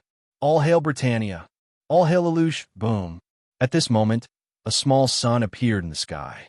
A small sun formed by the self-destruction of the two Sunderland instantly engulfed Pirate Gauda's figure. The dazzling light even allowed the black forest, which was shrouded in darkness, to welcome the sunlight once again. Beside the pond, Alexander, who had been observing the battle between Pirate Gauda and Sunderland, was still lurking in his original position like a rock. Then is he dead? Alexander's pilot stared blankly at the small sun in the sky. From the start of the battle until now, Pirate Gauda gave him the impression that he was invincible. No matter how Sunderland attacked, Pirate Gauda could easily destroy them.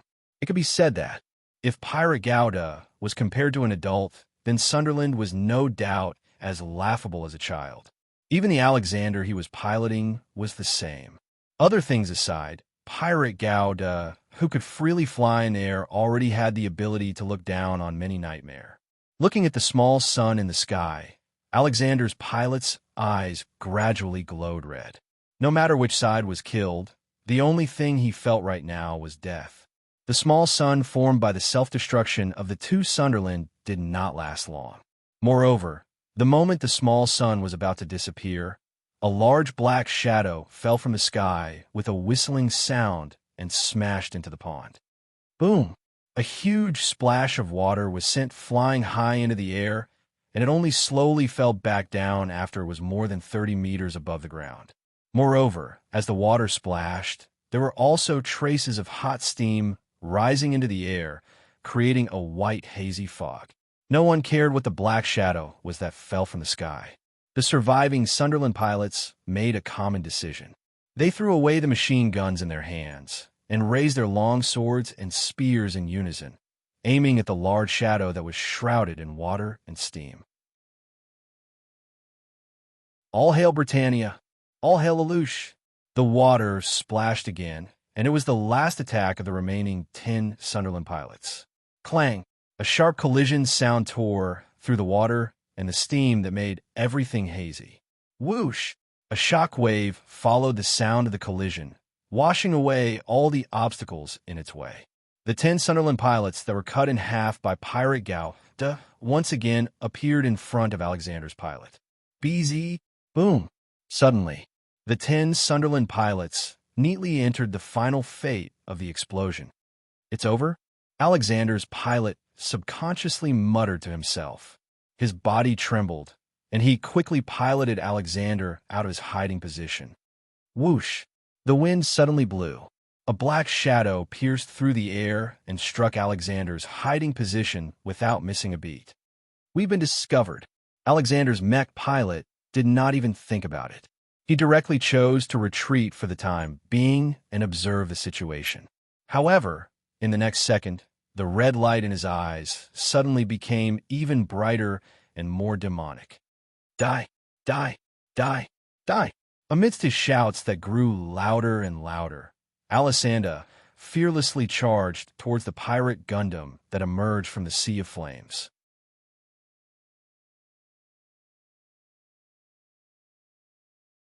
Chapter 193.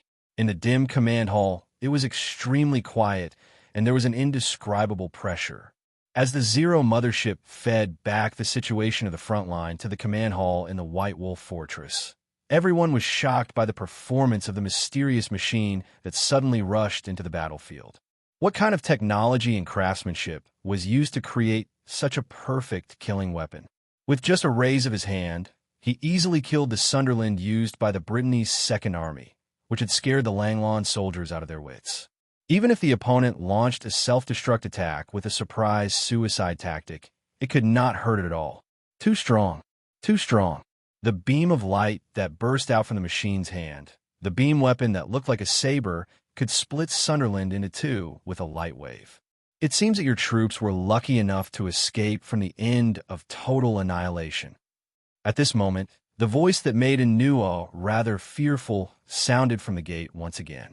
Layla looked back, but she could only see the man in a black cloak and a mask surrounded by a group of people wearing masks and black clothes. Commander Anno, can we withdraw the remaining forces of the Zero unit now? Layla retracted her gaze and turned back to look at the man who was stunned on the spot. He was also frightened by the mysterious body. No. The enemy has not been completely wiped out. Anno shuddered and immediately rejected Layla's suggestion. He raised his hand and pointed at the main screen. He pointed at the screen where the Zero mothership was still faithfully feeding back the scene of the front line to the rear and shouted, "Layla, look, that machine is the enemy. Don't think that it will be our ally just because it killed Brittany Sunderland.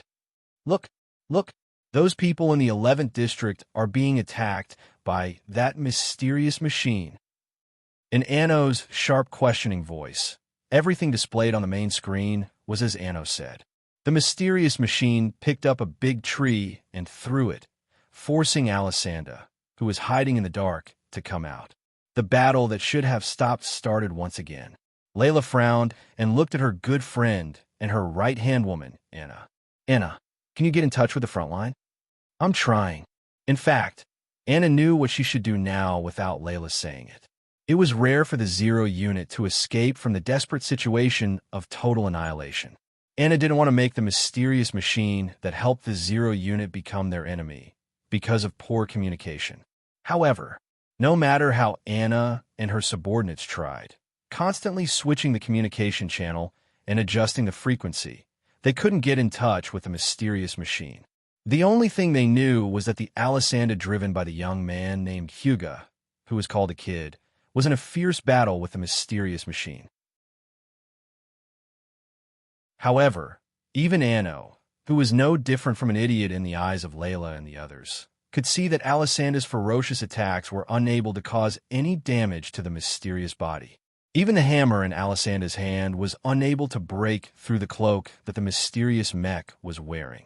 The opponent was just teasing Alessandra. Staff Officer Layla, quickly concentrate all the forces of the Zero unit to attack the mysterious machine. It doesn't matter, even if they all self-destruct. Anno, who was more and more shocked, made a shocking decision, but it was in line with the current situation. From the standpoint of the Lancy people, impossible. The other party is just teasing our teammates. There's no malice at all. Otherwise, from the beginning, our Alessandra would have been destroyed in an instant like Britannia's Sunderland. Layla refuted Anno's decision without hesitation. Click.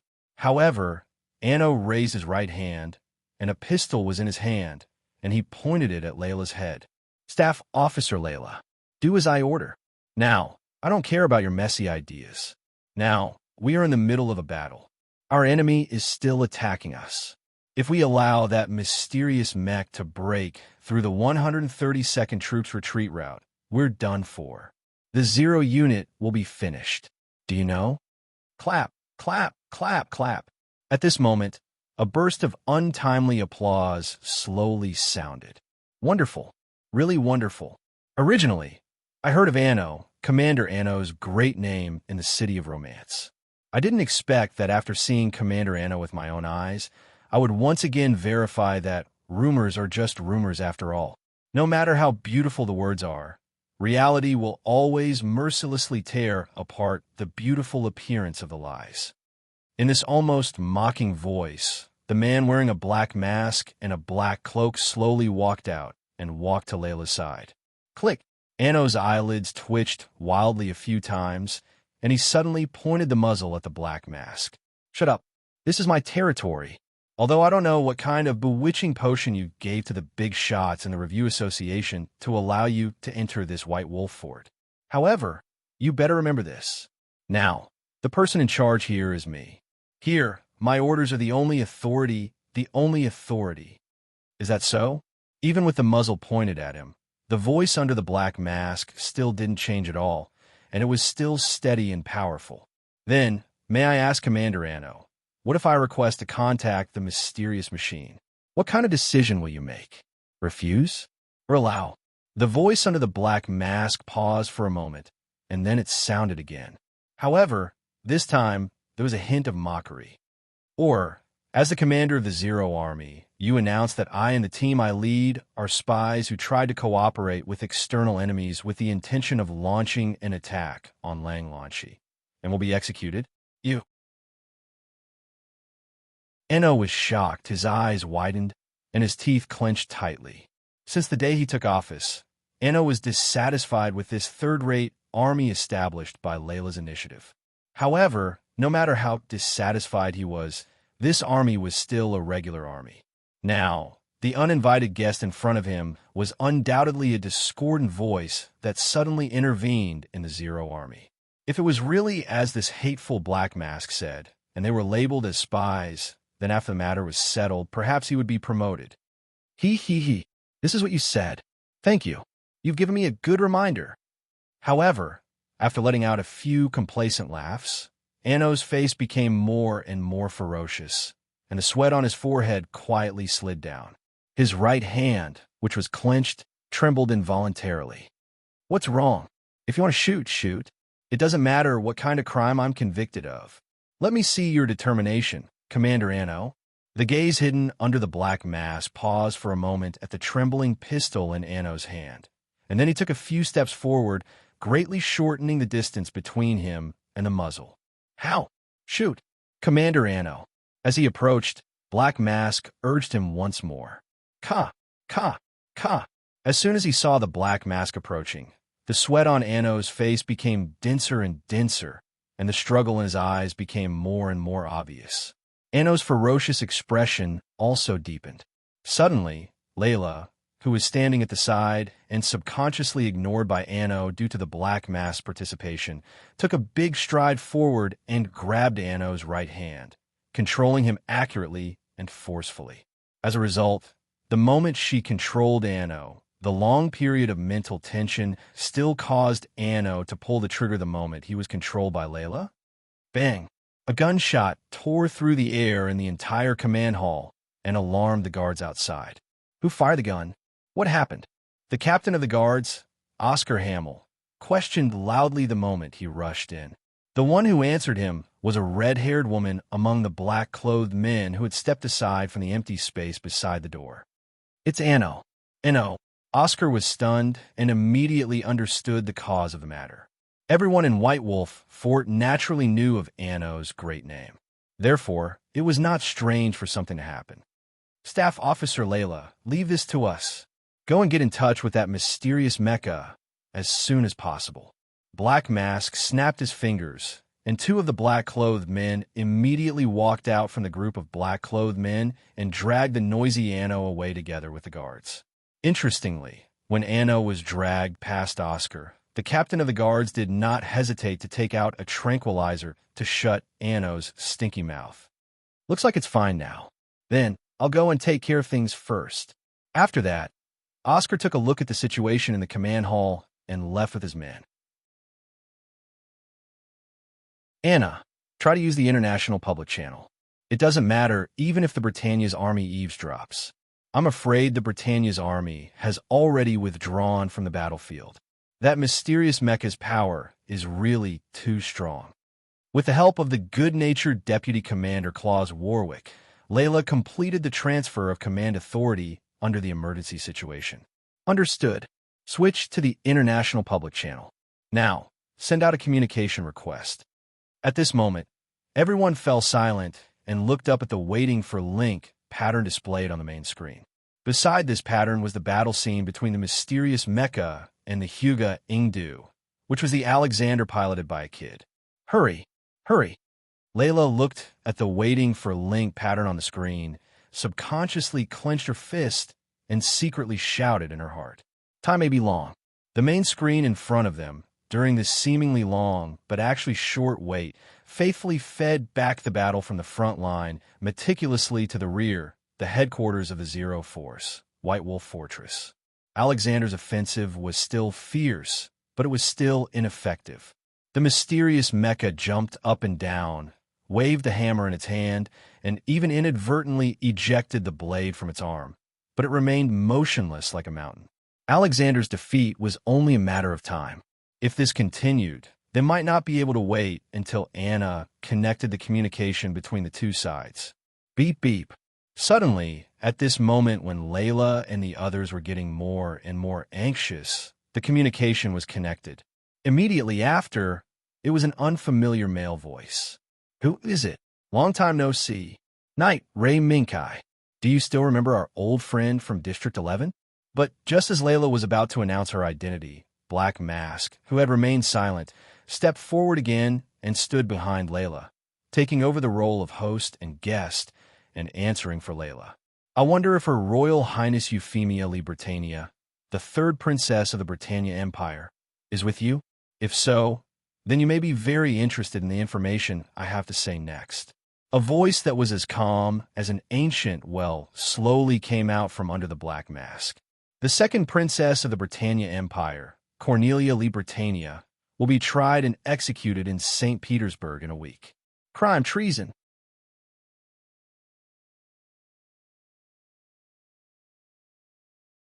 Chapter 194. Cornelia was going to be executed. Moreover, she was going to be tried and executed in the name of treason. Lei Minkai couldn't help but stare blankly at this news. He almost allowed Alessandra to charge above the pirate Gundam and deliver a vicious blow to its head. When Pirate Gao raised his arm, the beam shield unfolded. In the next moment, he blocked the hammer in Alexander's hand and took the opportunity to slap it away. UFFI. It seems that the situation is a bit unexpected. Rei Minkai said helplessly after glancing at Alexander, who didn't get up for a long time. If there were other princes and princesses who would rebel against the Empire, Rei Minkai might believe it. After all, Lu Lucio and Sconazel were among them. But if it was Cornelia, Rei Minkai couldn't believe that the second princess, who fought for the Britannia Empire and expanded its territory, would lead a rebellion against the Empire. Otherwise, in the original timeline, Sconazel wouldn't have detained Cornelia, who was used by him but was loyal to the Empire at the last moment when he revealed his trump card. However, Rei Minkai recognized the voice from the communication channel, and Euphemia recognized it even more. After all, this voice had been revised not long ago, even though it wasn't him. However, listening to this voice, Rei Minkai's doubts deepened. Logically speaking, no, should be according to the slogans shouted by the Sunderland during the battle just now. The owner of this voice should already be sitting on the throne at the peak of the Britannia Empire. Why did this voice appear in Langland's camp? What kind of shocking change happened in this world? Kai, Euphemia called out softly, and her eyes looked over as well. Rei Minkai looked at her and nodded. Let's go see him. If Her Highness Cornelia is really convicted of treason, then, UFFI, your initial worries will no longer exist. Lei Minkai revealed a faint smile. At least this is not bad news, isn't it? Euphemia smiled reluctantly. Although this may be the truth, the news that Cornelia was about to be executed made the third princess, who had been close to her since childhood, worried. Okay, the other party has also sent the coordinates. Then we have to bring some gifts. As he spoke, Rei Minkai's eyes fell on Alexander, who was still struggling to get up. The communication channel closed. The tense atmosphere that lingered above the command hall finally dissipated a little. Thank you for your assistance, Sir Zero. While Layla heaved a sigh of relief, she also thanked the black-masked man who had spoken up for her. No, after all, I was rude first. Commander, you're welcome. Besides, I also have some things to talk to him about. The man in the black mask, who was called Zero by Layla, looked back at the main screen that had returned to its original state. Is it about the matter in District 11? Layla remembered that not long ago, she had seen the document marked as top secret on General Jean Smaras's desk. Oh, Zero was a little surprised, but then he was relieved. After all, the girl standing in front of him was valued by General Jean Smaras. Naturally, she could see some top secret documents that were not too important. I didn't expect Commander to know about the Lion too, but I can't tell you about it now. Besides, I have some doubts myself. Why don't we wait until they come to White Wolf Fort and ask them again? Zero's avoidance of the topic was not out of Layla's expectation. As far as she knew, the man in the black mask in front of her, named Zero, brought all the civilians who were willing to follow the Black Knight Regiment from the far east all the way to this land in the west with his courage and means that surpassed mortals. Layla wasn't too clear about the hardships involved, but the only thing she knew was that the feat accomplished by the man in the black mask in front of her was no different from the epic recorded in mythical stories. Since the Battle of the Lion in 9 regions, the relevant information has been spread to every corner of the world by people with intentions. Under such circumstances, it's not too surprising that I know some of the deeds, isn't it? Isn't that right? Layla's eyes shone with the light of wisdom. Yes. Originally, except for District 11 and the Britannia Empire, Very few people knew about the details of the Battle of Nine Regions. Under such circumstances, some pieces of news appeared on the networks of various countries without warning, and it was accompanied by a photo of a mighty and majestic steel lion confronting a monster that seemed to have walked out of a mythical story. Really? I see. It's my negligence. Zero nodded slightly and then said, no matter what, we'll see the protagonist of that battle soon. So what we have to do now is to prepare to welcome the guests. Yes, I'll arrange it. As for the other matters, please wait for a while, Sir Zero in your Black Knight regiment. Okay, there's still some distance from the Black Forest to the White Wolf Fort. I think there should be enough time for everyone to have a good rest. Then, I'll take my leave first. Both sides dispersed and rested for a while. According to the prediction given by the system, the guests that Layla and the others were waiting for would take at least 3 hours or even longer to arrive. Layla was very clear about the current situation of Langlanshi country that was extremely lazy. Otherwise, Langlanshi country, which had gathered all its strength, would not be forced into such a predicament by the Britannia Empire. Layla believed that even with the temporary pass ID given by the White Wolf Fort, their guests would probably be intercepted by several checkpoints and their identities would be checked. However, before the 3rd hour of the scheduled time, Layla, who was writing a report and describing the accident that happened in the command hall just now, was interrupted by an urgent phone call. It's me. What's the matter? Layla had just picked up the phone and said casually. Then she got up as if she was possessed, rushed to the window, and looked at the north of the White Wolf Fort, in the direction of the Black Forest. Over there, under the bright and beautiful sun, amidst the waves of sharp whistles, surrounded by the helicopters and fighter jets that filled the sky, the steel body that Layla had only seen on the main screen of the command hall swept past the top of the forest like a gust of wind, flying quickly towards the White Wolf Fort. He actually arrived here within 3 hours? So fast. Layla was shocked and immediately reacted, picking up the phone again. Anna, send an announcement to all the allies behind the guests. This is a guest that our Zero Army specially invited. If there are any doubts, ask them to look for General Jean Smaras. After saying that, Layla put down the phone, was silent for a while, picked up the phone again, and quickly pressed a string of numbers. Do. After a few rings, a man's steady voice sounded. I'm Jean Smaras. General, I'm Layla Marukal. Layla's eyes flashed, and she spoke quickly. Oh, Layla, how rare. Layla actually took the initiative to contact. Without waiting for the man on the other side of the phone to finish, Layla said first, General, there's something I need your help with now. A lion has appeared, right here at the White Wolf Fort. I need to give it free passage in Langlanshi. Is that okay? Lion? What lion?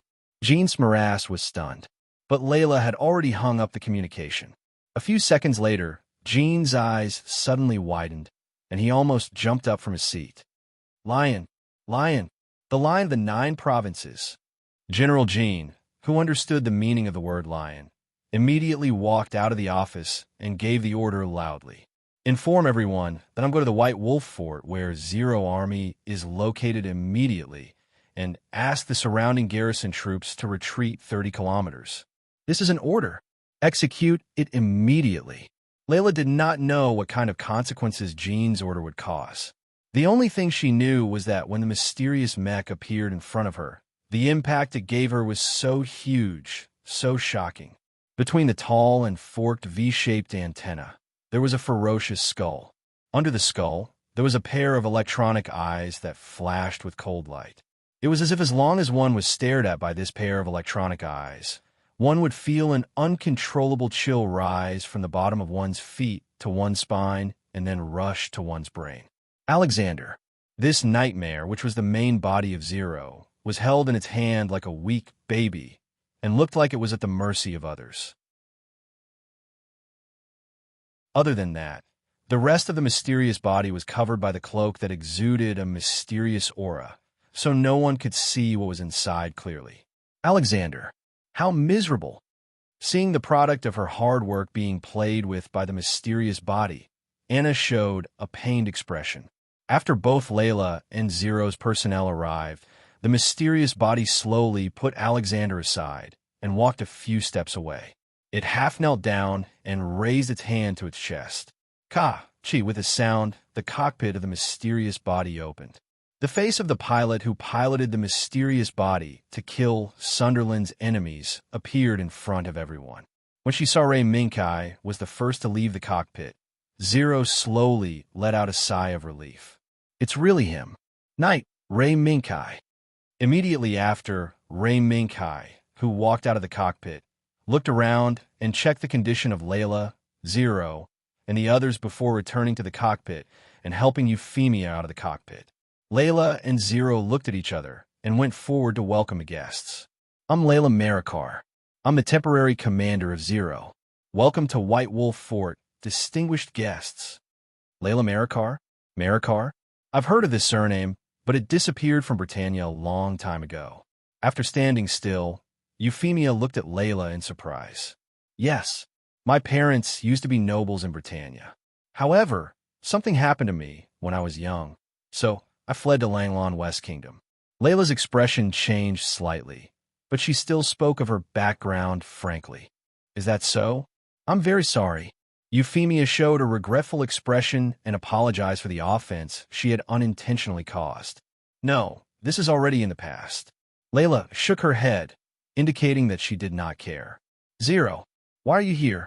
This is different from the information I heard on the battlefield. Compared to the harmonious conversation between the two girls, Ray Minkai and Zero were a little hostile. Information on the battlefield? A burst of laughter came from under the black mask. Ha ha! Let me guess. You must have heard the zealots chanting, All hail Lilouch. All hail Britannia. Right? Undeniable. I'm really a person with a bad taste. Me? Ray Minkai sharply caught the word Zero mentioned. Yes, it's me, the Lion's Knight. Are you interested in listening to my story?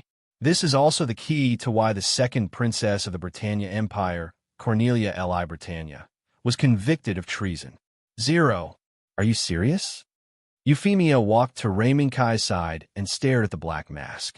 Her gaze seemed to want to penetrate the mask and look directly into Zero's eyes. Of course, I'm serious. Come, knight who returned from the Sea of Stars. And Your Highness, before you decide what to do next, why don't you listen to my story about the great changes that happened in this world after you left?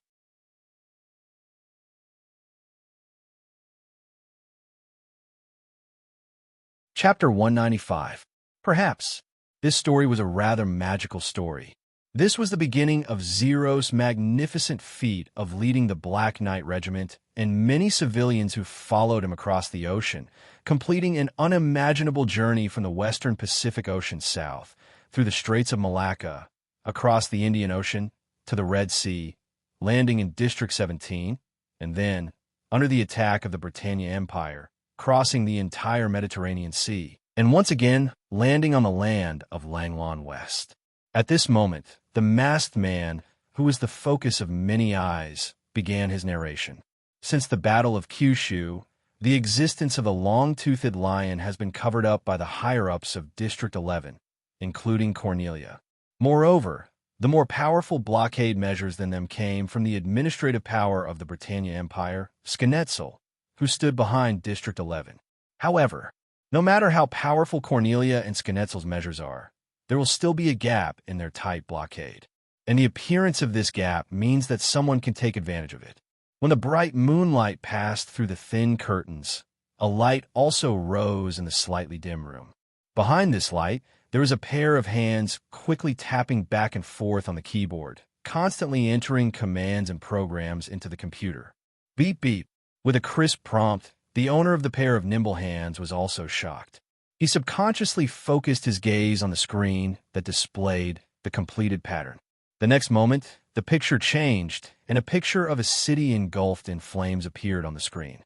Among them, in addition to the thick smoke that filled the sky and the sea of fire that turned the city into a purgatory, there were also two figures that were far different in size, but taller than the surrounding buildings. One was the black monster that seemed to have crossed the epic era of myths and descended to the modern world. The other was a huge lion with a snow-white body, but in the swaying flames around it, It was covered in a layer of flame. "What are you looking at?" "Lu Lucio." At this moment, a slightly lazy voice sounded. Then, a delicate fragrance came from the side. The person who was looking at the picture knew who came. "CC, didn't anyone teach you not to interrupt other people's thoughts when they are thinking?" The pair of eyes that were staring at the huge lion slowly closed. Then, he turned to look at the woman standing beside him. "Really? But you've been staring at this photo more than once. What? You still can't figure it out?" Lu Lucio. Her long green hair swayed gently as she looked at the young man, sitting on the chair with a smile that was not a smile. In a daze? Probably. Facing this mysterious girl who had been with him for a long time, the young man appeared to be much more open-minded. "CC, you know what? This is beyond the scope of our understanding." "Really? Wasn't it the same when you obtained GASS?" Lu Lucio. CC smiled and shifted his gaze to the giant lion on the screen. "That's not the same. No matter how you understand GASS, it is still a power that I can control." The young man, Lu Lucio, raised his hand and pressed the switch button on the keyboard. The image changed and switched to a super battleship that was so huge that it was terrifying, breaking through the clouds and slowly landing on the city that was engulfed by the sea of fire. If one didn't know, they might mistakenly think that this battleship destroyed the city. This kind of power, this kind of existence with the knowledge of our world is undoubtedly unfamiliar. Even in novels, movies, and movies, there are stories like this. Lu Lucio looked at the huge battleship and laughed self-deprecatingly. When this terrifying existence really appears in front of us, humans will know that their fantasies are so laughable. "Is Lord Yi fond of dragons?" See, suddenly said an idiom. "Lord Yi fond of dragons? What do you mean?" Lu Lucio raised his eyebrows and asked in confusion. "Oh, this is just a phrase I heard in an ancient country. The meaning is similar to what you just said. No matter how obsessed you are and how much you yearn for a powerful existence, when it really appears in front of you, the existence you yearn for will only become the existence you fear." "Is that so? Maybe that's what it means." Lu Lucio nodded. Although he knew that CC's meaning might be a bit off, he didn't delve into it. After all, everyone's understanding of everything in the world was different. However, we may have to make them our primary targets in our future actions. Lu Lucio raised his hand and pointed at the huge battleship on the screen. "Oh, are you that confident?" Although the intelligence didn't say that this battleship had any signs of firing, judging from its size, I'm afraid that even the Britannia Empire can't fight against it. CC smiled and looked at Lu Lucio meaningfully. "So what?" "CC, don't you understand? After the Battle of Kyushu, Cornelia and Sconazel tried their best to hide the existence of the lion and the huge battleship. This means that they may be allies with the lion and the owner of this huge battleship," Lu Lucio said while clenching his fists. "Even if they're not allies, the two sides will certainly maintain a good relationship. Under such circumstances, we must be prepared to fight against them." "Is that so?" CC turned and walked a few steps away, reached out and picked up the doll pillow on the side, sat on the bed, and looked back at Lu Lucio. "Lu Lucio, for us and the Black Knight Order, their existence is undoubtedly equivalent to the existence of God. Do you have the confidence to fight against the lion?" "No." Lu Lucio's answer was simple and decisive. "But even if I don't, I must have confidence." Boom. Suddenly, the door of the room was slammed open by a strong force. Before Lu Lucio and CC could react, a burst of applause followed. Clap, clap, clap. Wonderful, wonderful. As expected of the 11th Prince of the Britannia Empire, Lu Lucio vi Britannia. In the face of unknown and uncontrollable power, you can still maintain a calm mind to analyze the situation. "Who is it?" Lu Lucio was shocked and quickly pulled out a pistol from the drawer. But unexpectedly, a cold light flashed from outside the door and accurately hit the pistol that Lu Lucio had just picked up. Bang! The cold light flashed, and the pistol was sent flying, rolling and landing in the corner. I advise you not to get too excited. Your Excellency Lu Lucio. We mean no harm. When the unfamiliar figures sounded again, 3 figures turned from outside the door and walked into the room. A middle-aged man wearing a white coat with an elegant temperament, a beautiful woman wearing a long-sleeved maid outfit, and a figure standing behind the man and woman, whose entire body was covered by a hooded cloak. Who are you? The pistol was knocked down, and Lu Lucio looked at the 3 strangers who suddenly appeared in the room. And, in the next moment, Lu Lucio realized a terrible fact. These 3 strangers actually came to his room as if there was no one around, which meant that Lilina, who lived next to his room, Your Excellency Lu Lucio, please rest assured, we just came to talk to you. The man in the white coat seemed to see Lu Lucio's worry and took the lead to express that he had no ill intentions. But in fact, was that really the case? Lu Lucio did not believe the strangers who suddenly broke into his house.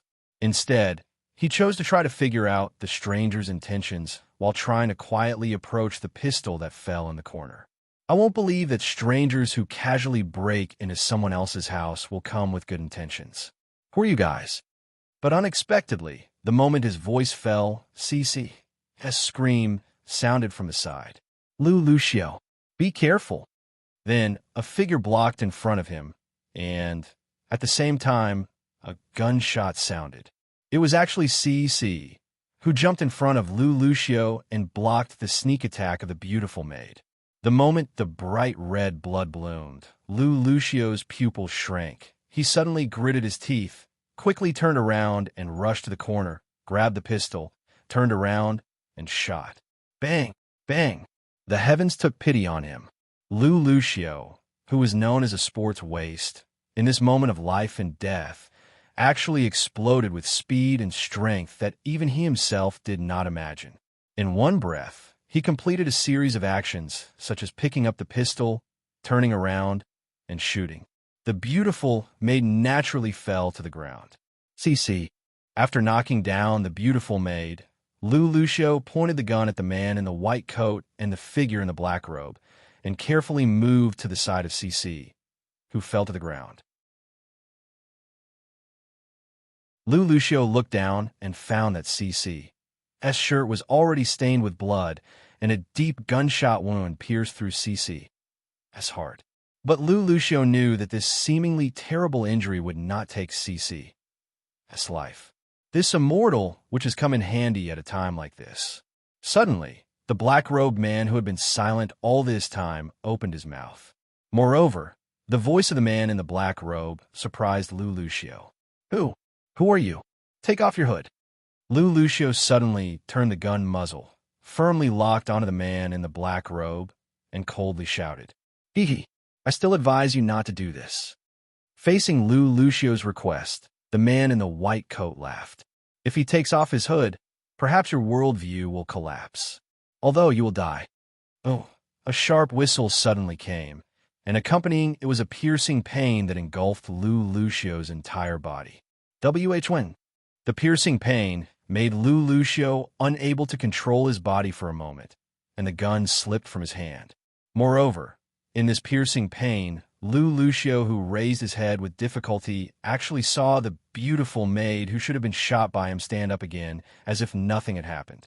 The main culprit that gave Lu Lucio a piercing pain was the spike that extended from the beautiful maid's hand. You, with such a heavy injury, you still didn't die on the spot? As expected of Lu Lucio Vibritania.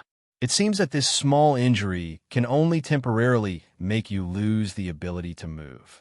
After the man in the white coat sized up Lu Lucio's injury, he turned his head and looked at the man in the black robe. Sir, it's your turn next. This time, it's the last share. You have to grasp it. The man in the black robe was silent, and after glancing at the man in the white coat, he walked step by step toward Lu Lucio, who was nailed to the wall by the spike. Suddenly, when a man in the black robe was about to walk in front of Lu Lucio, his left foot was suddenly caught by someone. It was CC. Once again, CC. His immortal body brought him back from the brink of death. And the first thing she did after waking up was to stop the man in the black robe. I definitely won't let you hurt Lu Lucio. With a few spots of blood on her snow-white face, CC endured the pain and tightly grabbed the man in the black robe's left foot. CC, you really chose Lucio again. To CC's surprise, the man in the black robe's words and voice were very familiar to her. In her shock, CC subconsciously turned her head and looked at Lucio, who was nailed to the wall. However, no matter how many times you make the same choice, the result will be the same. The man in the black robe lifted his foot and stomped. The sharp pain made C let go of her hand and lose control of the man in the black robe. You, who the hell are you? Lucio naturally saw CC's revival and her conversation with the man in the black robe clearly. He didn't understand why he didn't die on the spot, and he didn't understand why the man in the black robe's voice was so familiar. Who am I? After the man in the black robe stood in front of Lucio and slowly took off his hood, a light that Lucio was very familiar with lit up. In the name of Britannia, Lucio Lamperugi, give me your GASS. You. Bang. At this point, Zero couldn't help but raise her fist and smash it on the table. After I woke up, CC, Nunnally, and Prince Phone were all gone. Also, my identity as Lucio Lamperugi was taken away.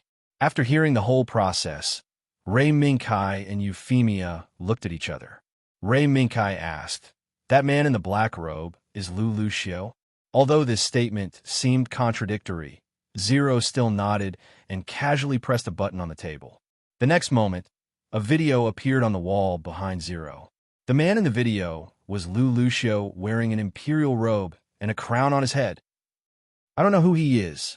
I only know that his name is Lucio vi Britannia, the 99th emperor of the Britannia Empire.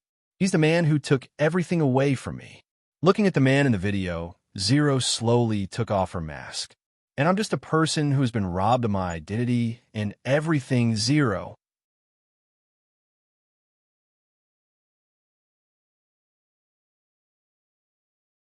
Chapter 196. Vengeance. Looking at the young man who took the initiative to take off his mask, Ray Minkai was not moved by his words. Instead, he looked straight into Lucio's eyes. Why should I believe you? Don't you think what you said is contradictory? There may be two people who look alike in this world, but a person with the same voice, appearance, behavior, and even memories, I'm afraid even a clone can't do that, right? Yes, I can't make you believe what I said.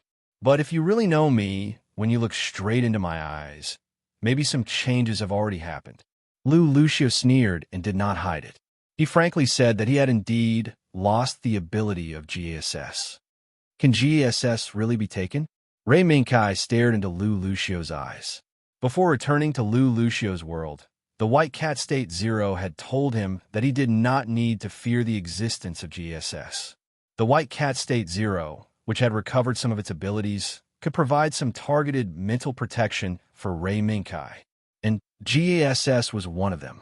In short, under the protection of the White Cat State Zero, not to mention Ray Minkai, even Euphemia, who was another member of the community with a future, could obtain GAS immunity. I don't know, but now I have indeed lost my GASS. Lucio looked meaningfully at Ray Minkai and Euphemia. Speaking of which, your performance was really as I expected.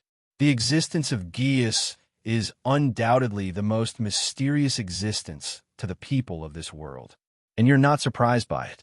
Lucio, when you see a wider world, you will find that nothing in this world can surprise us. Euphemia shook her head and said her thoughts. A wider world? It seems that I may have made the right bet this time. Lucio smiled. Then, what about Princess Cornelia's rebellion? Was it done by that person? Although Lucio, who was now Zero, only mentioned the reason for the disappearance of a GSS, Ray Minkai still linked it to Cornelia's rebellion. And the result also proved that Ray Minkai's speculation was correct. Yes, Zero nodded. Since I lost the identity of Lucio Lamperugi and could only wear the mask named Zero, there was a sudden rebellion in District 11. And the main characters of this rebellion were Cornelia and her Knight Order, as well as all the nobles in District 11. Rebellion? Did my sister betray us? Euphemia asked. No, Cornelia, that woman, would not rebel against the Empire. The real rebels were all the nobles in District 11. Moreover, the ridiculous thing is that the reason they slandered Cornelia's rebellion was because they suspected that Cornelia murdered the third princess, Euphemia Britannia, so that no one could threaten her rule over District 11. Lucio made a few mocking laughs and told the truth about Cornelia's rebellion. Murder me? How is that possible? Sister would not do that. Euphemia refuted Lucio's words. Yes. Her Highness Cornelia and UFFI. Her Highness Euphemia are sisters. They would not kill each other. Ray Minkai echoed. Among the heirs of the Britannia royal family, anyone could become an enemy, but Cornelia and Euphemia, this pair of sisters, would not become each other's enemy. Ray Minkai knew that the reason why Cornelia was so concerned about the construction of District 11 was that she wanted to build District 11 with a good foundation and then hand it over to Euphemia to manage. Under such circumstances, Cornelia's rebellion was not tenable at all. In fact, this is the case. Whether it was the nobles in District 11 or the Britannia Empire, they all believe in Cornelia's rebellion. Even the man known as the wise prime minister of the empire, Schnetzel ei Britannia, did not express any objection. Zero shook her head, her eyes flashing with a mixture of sarcasm and pity. Cornelia, as a woman, ran around for the empire, led her knight regiment to expand the empire's territory with her own strength. But in the end, she ushered in such an ending. As a former opponent, and also as a brother, Lucio naturally had a sigh. The prime minister also did not raise any objection. Ray Minkai was a little surprised. Although he knew that on major issues, Schnetzel generally readily followed good advice, but this had already exceeded the upper limit of Schnetzel's behavior. I know what you're thinking. Ray Minkai. Yes. The day after Cornelia was designated as a traitor, the 98th Emperor of the Britannia Empire, Charles di Britannia, announced his abdication and gave way to Lucio of Britannia. And this Lucio v. Britannia is the black-robed man who took away my name, identity, geas, and even nunnery. As Zero's hands continued to clench, her voice was filled with an inextinguishable hatred. So far, Ray Minkai and Euphemia had a preliminary understanding of each other. It was just that on certain issues, they still wanted to know more.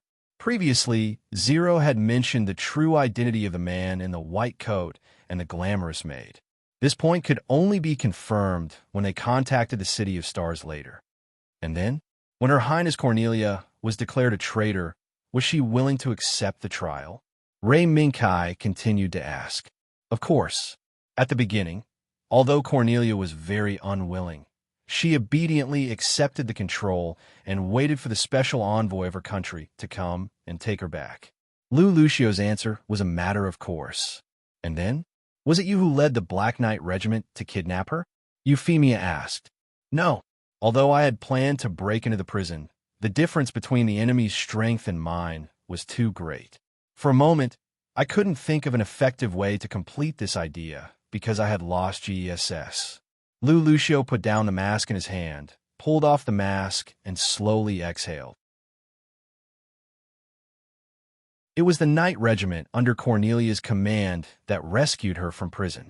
I don't know why they did this, but when the Black Knight Regiment noticed the Knight Regiment's actions and successfully received them, there were only a few knights left by Cornelia's side.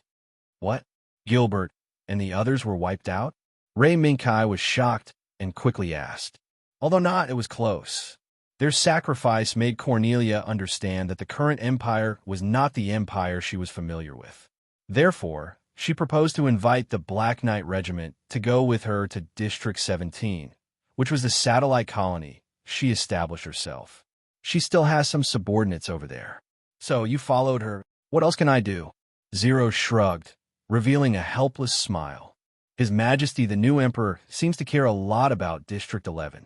From the day Cornelia was announced as a traitor, the entire District 11 launched a strike against all opposition forces, including the Black Knight Regiment.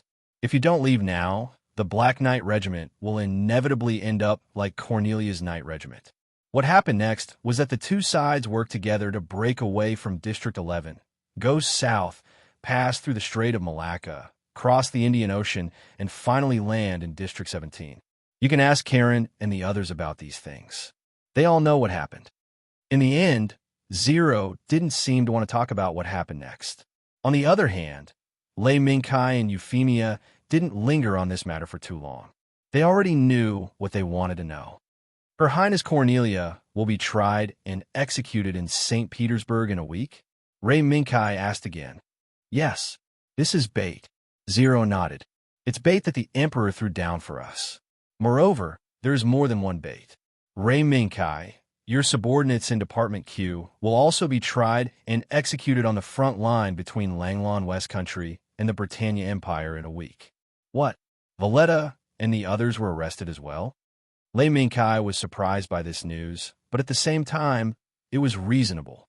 As the department established by Cornelia's order, it was naturally a thorn in the eyes of the nobles. It was inevitable that it would be targeted. However, even the somewhat crazy Dr. Pudding, Royd, was caught. This was indeed unexpected news. Yes, the place where they will be executed is hundreds of kilometers away from St. Petersburg. Even if we mobilize the entire force of Langlon West Country, we can only rescue one. Moreover, even so, we can't go deep into the territory controlled by the Britannia Empire and go deep into St. Petersburg to rescue Cornelia. Zero said something that made Euphemia worried. So, even if you decide to launch a rescue operation, you can only choose Department Q? Lei Mingkai almost instantly understood Zero's choice. Yes, that's the only way. Listening to Zero's frank answer, Lei Mingkai raised his hand and patted Euphemia's little hand to comfort her. What if we add Commander Layla's carriage? Carriage? Ha! As expected of Lei Mingkai. I didn't expect you to even know the existence of Apollo's carriage. That's right. I once had the same plan. However, the border of Langlon West Country is thousands of kilometers away from St. Petersburg. Even if we use Apollo's carriage to parachute into St. Petersburg, we can't smoothly withdraw when we're surrounded by enemies on all sides. What Zero said was correct. The body of Apollo's carriage was a heavy launch vehicle with the ability to re-enter the atmosphere. However, because of its own limitations, it couldn't carry too many troops for the re-entry of the atmosphere. Therefore, although the plan of traveling thousands of kilometers was very popular, it didn't have the realistic conditions to realize it. I understand. If possible, I will leave my subordinates to you. If necessary, I will provide assistance. Lei Mingkai thought for a while, held Euphemia's little hand, and spoke his thoughts in a deep voice. As for Her Highness Cornelia, I will take care of it myself.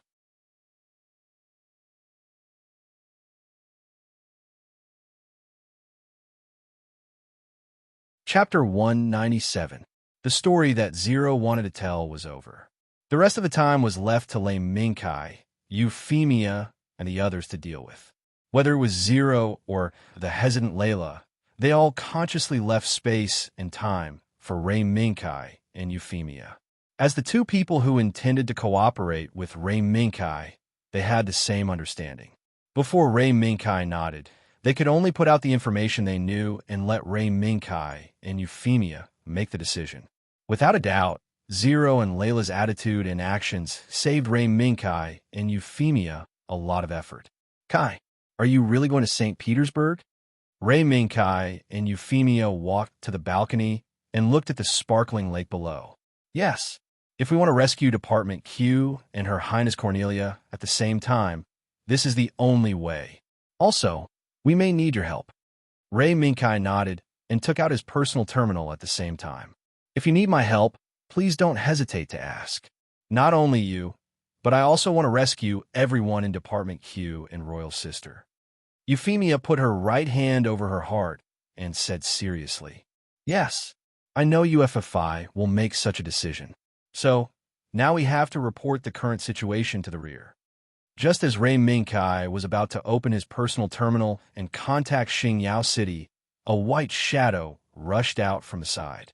The two of them looked over subconsciously and found that it was the white cat, State Zero, who ran off to some unknown place after arriving at White Wolf Fort. State Zero, where did you run off to? Ray Minkai glanced at the white cat, State Zero, who was leisurely jumping on the railing. I just walked around here. Don't worry, there's no smell of those monsters nearby. White cat, State Zero, found a more spacious place on the railing and lay down. Then it raised its head slightly and looked at Ray Minkai and Euphemia. Kai, are you going to save Her Highness sister? Is there a problem? Ray Minkai stopped what he was doing. The reason why Ray Minkai made the decision to rescue Cornelia alone was because of State Zero. Longfong Lion State Zero. If State Zero objected to this decision, Ray Minkai would be in a difficult position. No, not at all. But on the other hand, you want Her Highness to pilot Pirate Gouda? You want me to pilot Pirate Gouda? The white cat State Zero's words woke him from his dreams. No matter how much Euphemia wanted to help, she would never have thought that Lei Minkai's plan was to let her pilot the pirate Gundam.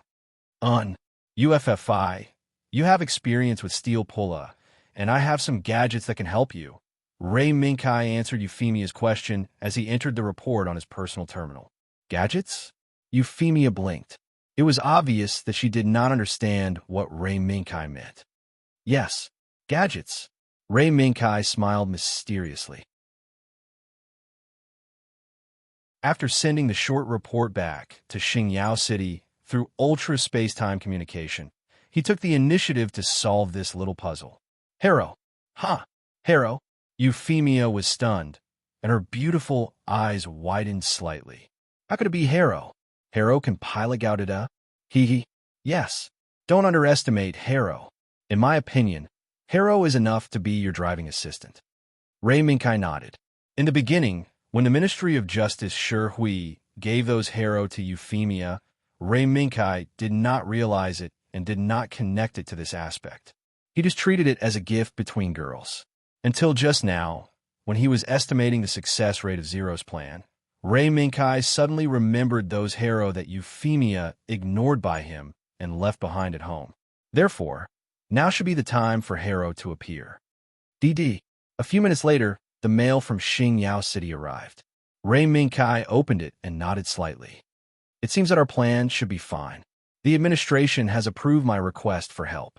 They will send support to this world in 12 hours. Now, all we can do is wait. So fast. Euphemia was a little surprised. Ray Minkai's letter was only sent out for a few minutes, and it was approved so quickly. Ray Minkai turned the holographic screen of the personal terminal to Euphemia and pointed to the photo that appeared on the screen and said, UFFI, look at the description of this person. In the report just now, I mentioned what happened to Zero Lu Lucio and specifically pointed out the existence of the white coat and the glamorous maid. As a result, the administration sent this information to me. Dr. Zasali, origin unknown. Originally one of the challengers of the super-dimensional fortress. At a certain time, he suddenly disappeared from the surveillance of the super-dimensional fortress. When he reappeared, he seemed to have the technology to use the power of the abyss. Danger level, level 2. A photo and a few words were enough to make Euphemia feel the horror of this man, who was called a doctor. Then, Euphemia moved her gaze to another photo. It was a photo of a woman with an indescribably beautiful face. Nurse Phyllis, origin unknown. The only thing I know is that when the doctor, Zasali, appeared again, she has been following the doctor and serving him. The body is suspected to have been biochemically modified by 100% transformation surgery. Danger level, level 2. Danger level, level 2. Euphemia murmured the danger level marked at the end of the description. Kai, isn't this already beyond the scope of our power?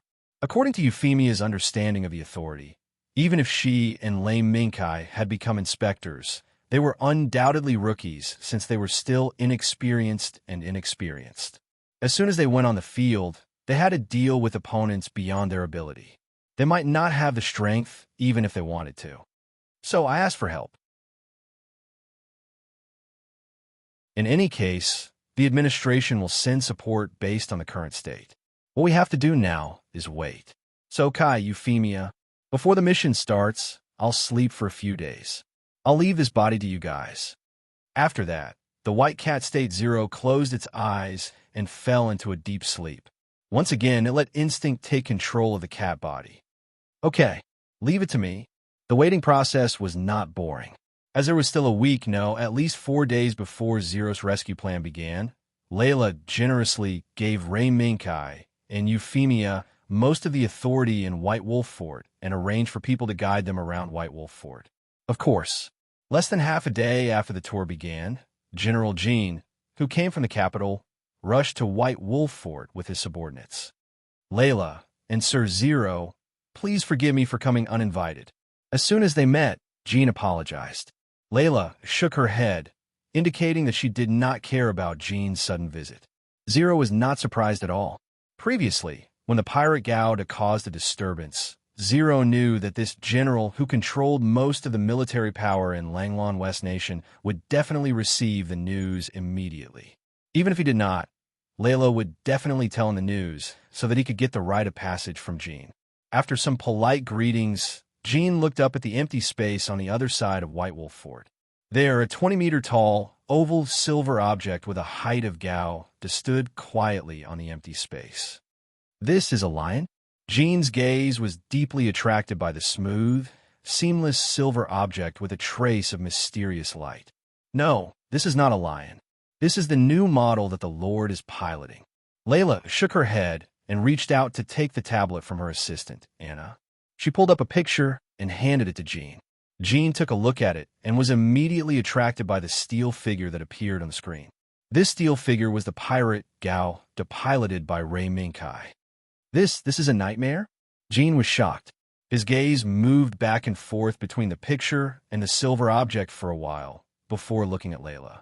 Layla shook her head and told him some information about the pirate Gauda that Ray Minkai had told her before. No, this is not a nightmare.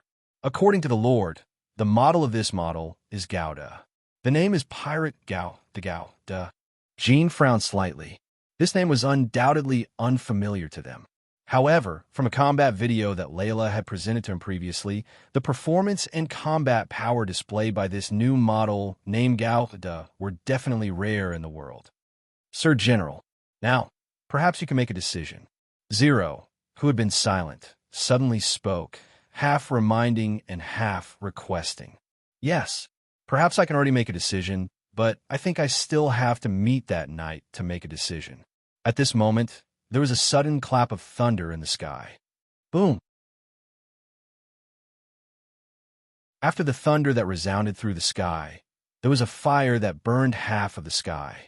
What's going on? Jean pushed away the guard who was protecting him behind and looked up at the sky. Layla and Zero did the same. In the next second, they saw a sea of fire burning in the 9 heavens, and a crack appeared in the middle of the sea of fire. Rumble. Amidst the rumbling, a meteor dragging flames and thick smoke rushed out of the crack in the middle of the sea of fire and quickly fell toward this side of the world. Meteorite? No, it's a man-made object. In Jean's surprised voice, Zero, who had gathered all her energy, finally saw the real body covered by flames and thick smoke. Hum! Suddenly, a roar sounded beside Zero, Jean, Layla, and the others. Everyone looked back and found that it was the oval silver object. Ripples kept splashing out from the top of the silver object in a certain pattern, and they quickly spread downward. With the appearance of these ripples, Pirate Gauda, who was wrapped in the silver object, also appeared in front of everyone. Gauda! This is Gauda.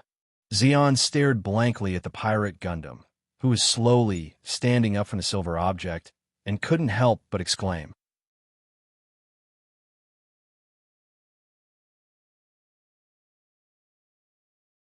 Chapter 198. The massive flames streaked across the sky and headed north of the White Wolf Fort, where the Black Forest was sparsely populated, falling rapidly. Below, more than a dozen helicopters also swept across the vast forest in mid-air, moving rapidly toward the location where the flames that broke through the sky fell. In front of them, The huge airframe called Gundam maintained a leading position with the attitude of a machine in the lead. So fast. Sitting in the navigator, Jean couldn't help but exclaim when he saw Pirate Gouda, who didn't land after taking off.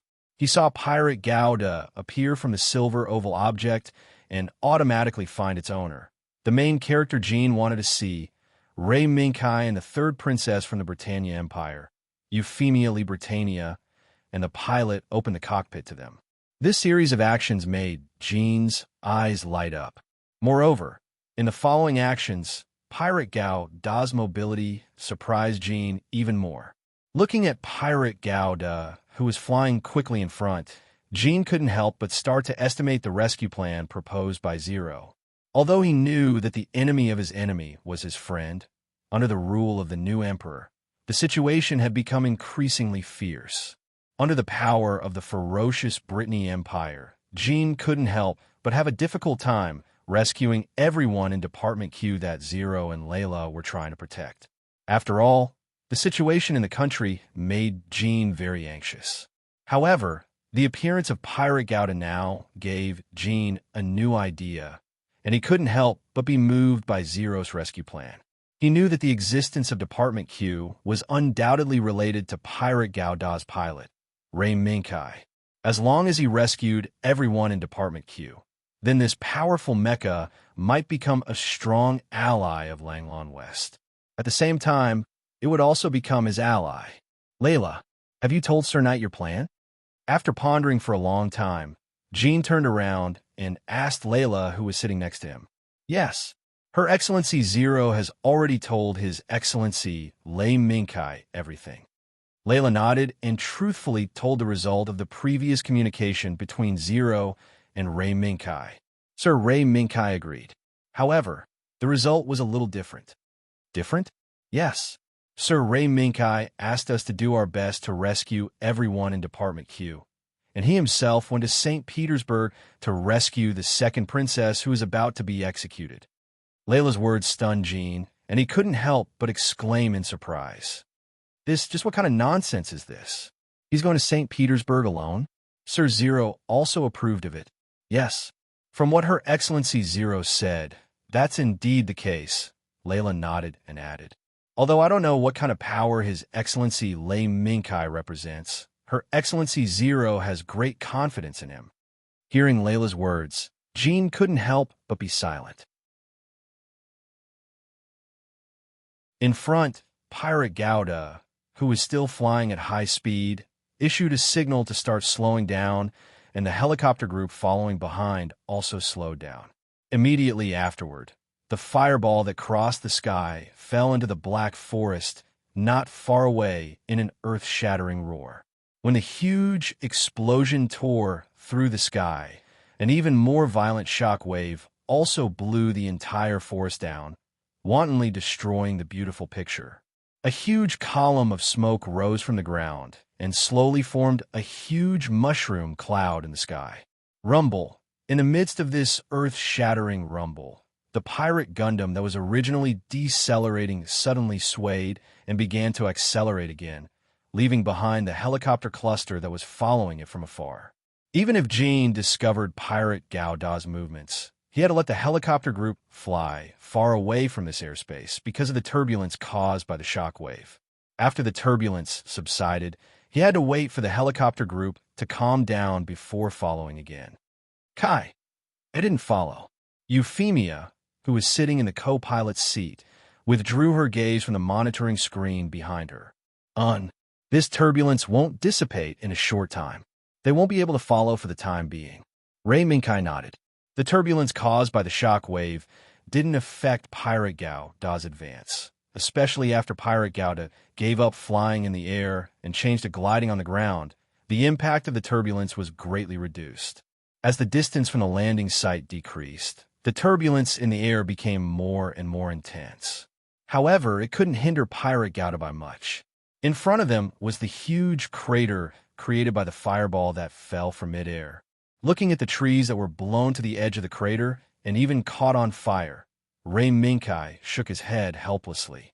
Although he sent out the call for help, he didn't expect it to be so powerful. Come, let's go down. UFFI. Ray Minkai glanced at the environmental monitoring program and confirmed that there were no harmful substances and excessive radiation in the surrounding environment. Then he walked down from Pirate Gowada's cockpit with Euphemia. At this time, except for the burning trees and the river that slowly overflowed from the edge of the crater and flowed into the crater, the shock wave and turbulence in the vicinity had quietly dissipated.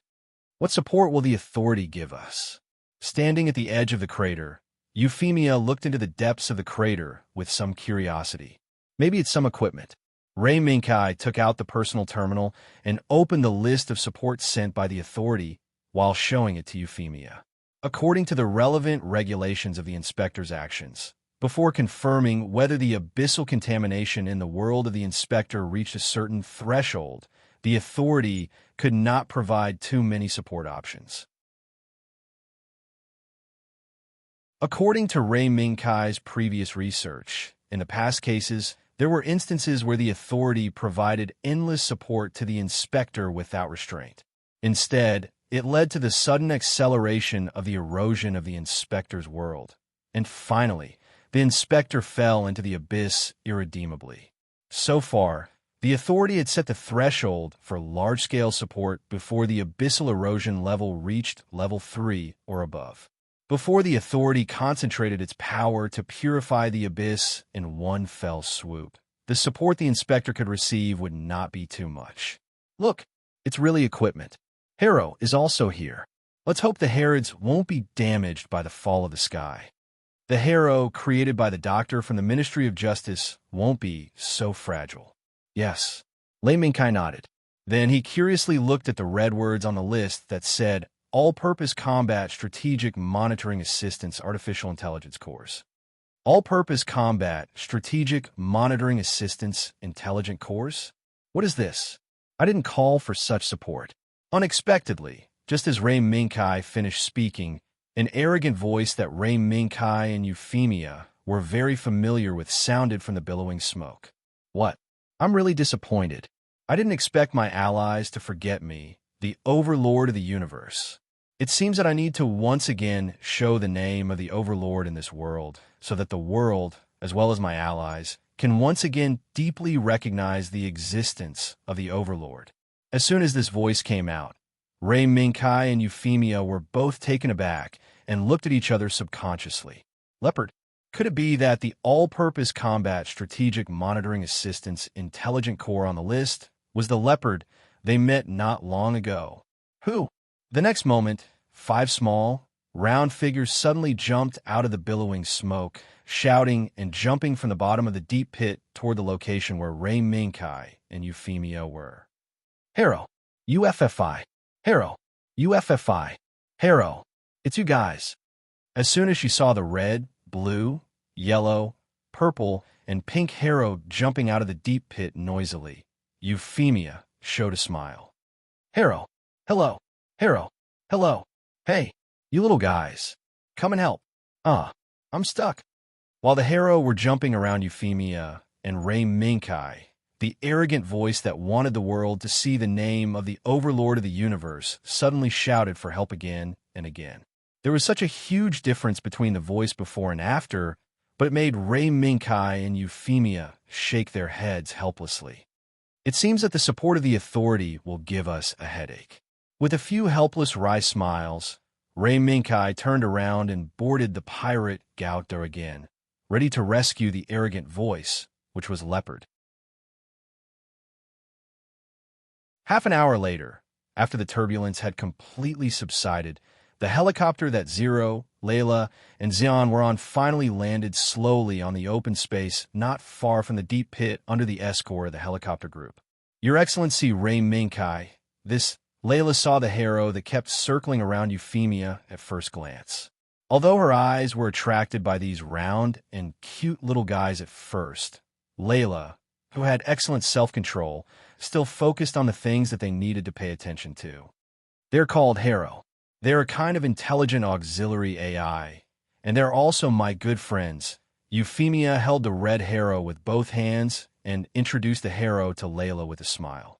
Harrow, hello. Harrow, hello. The Harrow that circled around Euphemia surrounded Layla in the blink of an eye, shouting Harrow's unique language noisily, making Layla a little overwhelmed. Zero and Xeon turned a blind eye to this. Instead, they focused on the huge box of about 3 meters in length and width under the pirate Gauda's feet that looked charred on the outside, but did not have much damage. But Zero and Xeon did not take the lead to ask what it was. Instead, they chose to wait for Ray Minkai to walk out of the pirate Gauda. However, they did not wait for Ray Minkai to walk out of the pirate Gauda, but a strange object appeared. Ka! With a crisp sound, the huge box slowly opened while releasing a trace of gas, gradually revealing the thing that was firmly protected in it in front of Zero and Xeon. The pale white gas lingered, and although it looked hazy, it could be seen that it was a relatively large prismatic object. At the same time, a voice that made Xeon look at Zero subconsciously also sounded. Phew! Appropriately cooling down can indeed make people feel physically and mentally comfortable. I didn't expect the people of the administration to be so rude. They actually stuffed me, the overlord of the universe, into a container and threw me directly into this world. It's really hateful. Facing Xeon's sizing up gaze, Zero was silent. Not only Zon, but even he could tell that the voice coming from the fog was very similar to his own. If it weren't for the arrogant words in the words, I'm afraid even he would think that it was him standing there. Ahem. At this time, Ray Minkai appeared. Ray Minkai coughed a few times and reminded him, Leopard, be quiet. Someone's coming. Ah, what? Someone's coming. Ah. With a scream, the huge box that had already been opened was closed again in an instant, making Zero and Xeon speechless again. Ahem. This is our support team member.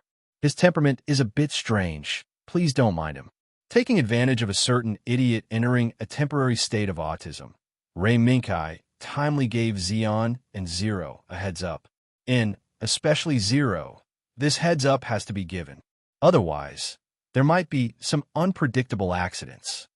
Ahem. Xeon coughed, smiled, and took the initiative to continue the conversation. After all, outstanding talents always have a variety of personalities. We can understand this. Your Excellency Ray Minkai, why don't you introduce this friend of yours to us? Friend? Yes. Ray Minkai is the ally of this overlord of the universe. With his help, I will definitely return to my hometown and rule the vast universe again. Unexpectedly, as soon as Xeon finished speaking, before Ray Minkai could speak, Leopard, who fell into a temporary state of autism, suddenly opened the huge box and once again fell into a state of arrogance. Shut up. Ray Minkai, whose eyebrows were twitching, couldn't help but punch Leopard. Although he felt that this guy was a bit Chinibu before, he didn't expect that this level of Chinibu seemed to have deepened. In front of a stranger, he said something that would almost be regarded as a psychopath. Moreover, with the diffusion of the white gas, Xeon and the silent Zero finally saw the true body of this extremely Chinibu intelligent AI. Machine robot? Xeon realized that everything he saw today was far beyond what he had seen in decades of his life. If the pirate Gundam could still be understood as a new type of gigantic nightmare, then this gigantic prism in front of him that was so large that 2 people couldn't wrap their arms around it. It could even talk and had a strange personality. It was enough to turn Xeon's worldview upside down. Rude guy, how can my existence be compared to those garbage robots? Listen, I am the overlord of the universe. Leopard. Remember it well. Human. Leopard, who was punched by Ray Minkai and still didn't repent, immediately shouted his Chinibu ideas when he heard Xeon's words. Shut up, Leopard. If you still want to go back to see your Leo Autumn Leaf, listen to me and work. Ray Minkai, who couldn't bear it anymore, punched Leopard again and sighed helplessly in his heart. He had a lot of ideas about the support of the authority, but he didn't expect that the authority would throw Leopard, a problem child, here. Yes, my ally. Sure enough, as soon as Leo Autumn Leaf appeared, this Chinibu guy finally quieted down a little. Ahem. Sorry to make you laugh. Ray Minkai smiled helplessly and finally brought the topic back to normal. This is Leopard. He is our partner. Don't look at him like that. In fact, he is an intelligent AI with powerful computing power. Well, you can also call him an electronic elf with self-consciousness. Intelligent AI? Electronic elf? At this time, Layla, who had finally adapted to some of the enthusiasm of Harrow, also noticed the existence of Leopard. She took a few steps forward and stood not far in front of Leopard and looked at him a few times. I don't know, this Leopard. This is my name. Remember it. Human. Seeing that Layla didn't know his name, Leopard scolded. But in the end, he didn't put on that Shinibu theory again. Oh, sorry. I wonder if Your Excellency Leopard has ever control nightmare? Layla quickly apologized and asked again. Nightmare? What are those things? MS. Robots? Oof. I have never liked that kind of broken gadget. Let me be merciful and tell you my true form is... Dang. Seeing that this guy was acting up again, Ray Minkai reacted quickly and gave Leopard a hard slap.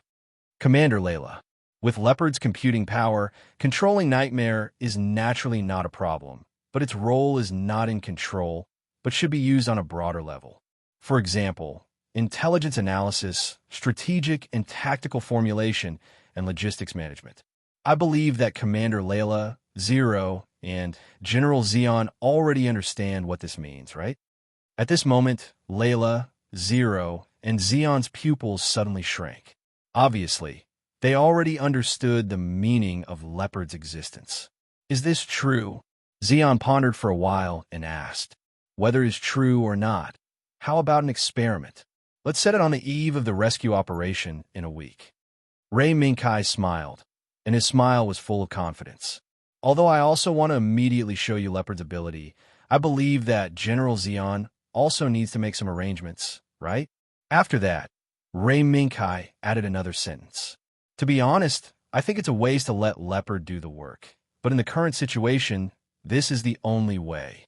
Okay, I can announce here on behalf of the Black Knight Regiment that from now on, we will be included in the management of this intelligent AI, Leopard.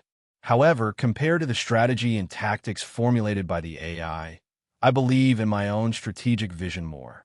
Zero took the lead to make a statement, but he also kept the option of not following the strategy and tactics formulated by Leopard. Okay, I'm not afraid of you making fun of me, but even I can't believe in Leopard's strategic vision. Ray Minkai's initiative made Zero and the others speechless, and it also attracted Leopard's dissatisfaction. My ally. Why? Could it be that my strategy is so weak? Ray Minkai glanced at Leopard and did not hesitate to expose him. Leopard, do you still have strategy? When you were with Lion Hall's Autumn Leaf, when did you not recklessly rush up to fight? Leopard was suddenly speechless. Cough. My opinion is the same as His Excellency Zero's. However, I think that in addition to retaining the strategy formulation, we can also hand over the intelligence summary and analysis to His Excellency Leopard to handle. Zeon also made a statement, and the choice he made was much more open than Zero's. Now, Langlanshi's actions are too slow. It's time to make some changes. His Excellency Ray Minkai, since His Excellency Zero believes in your ability, then I've decided to bet on you. I hope that my reckless action this time will not lead to a tragic ending. Believe me, you will have a better ending than the one you were destined to have, as long as you abide by the principles of our cooperation. Then let me wait and see.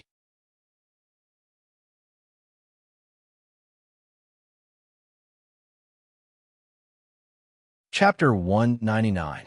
There are people coming and going in the aisles, but more people surrounded the windows, the doors, and carefully looked behind the door. The room that used to be occupied by many computers was now replaced by a large number of lines and steel platforms. In addition to focusing on the people standing next to the steel platform, these people's eyes were more focused on the huge prismatic object in the center of the steel platform that connected it to many lines. This huge prismatic object was Leopard, who was transferred by the authority to support Ray Minkai. Although Ray Minkai previously said that he wanted Leopard to experiment before the rescue operation began, Xian took the initiative to immediately see Leopard's ability. So, after an hour of return, Pirate Gao Da landed in front of the Ministry of Defense building in the capital, surrounded by many helicopters. As soon as Pirate Gao Da appeared, not only did he attract everyone's attention, but later, General Xian also showed that he had a good relationship with Ray Minkai and others, which also made everyone secretly speculate where Pirate Gao Da came from. In this regard, Ray Minkai and Euphemia already knew, but they didn't point it out. After all, Ray Minkai and Euphemia still needed the help of Xian and Zero.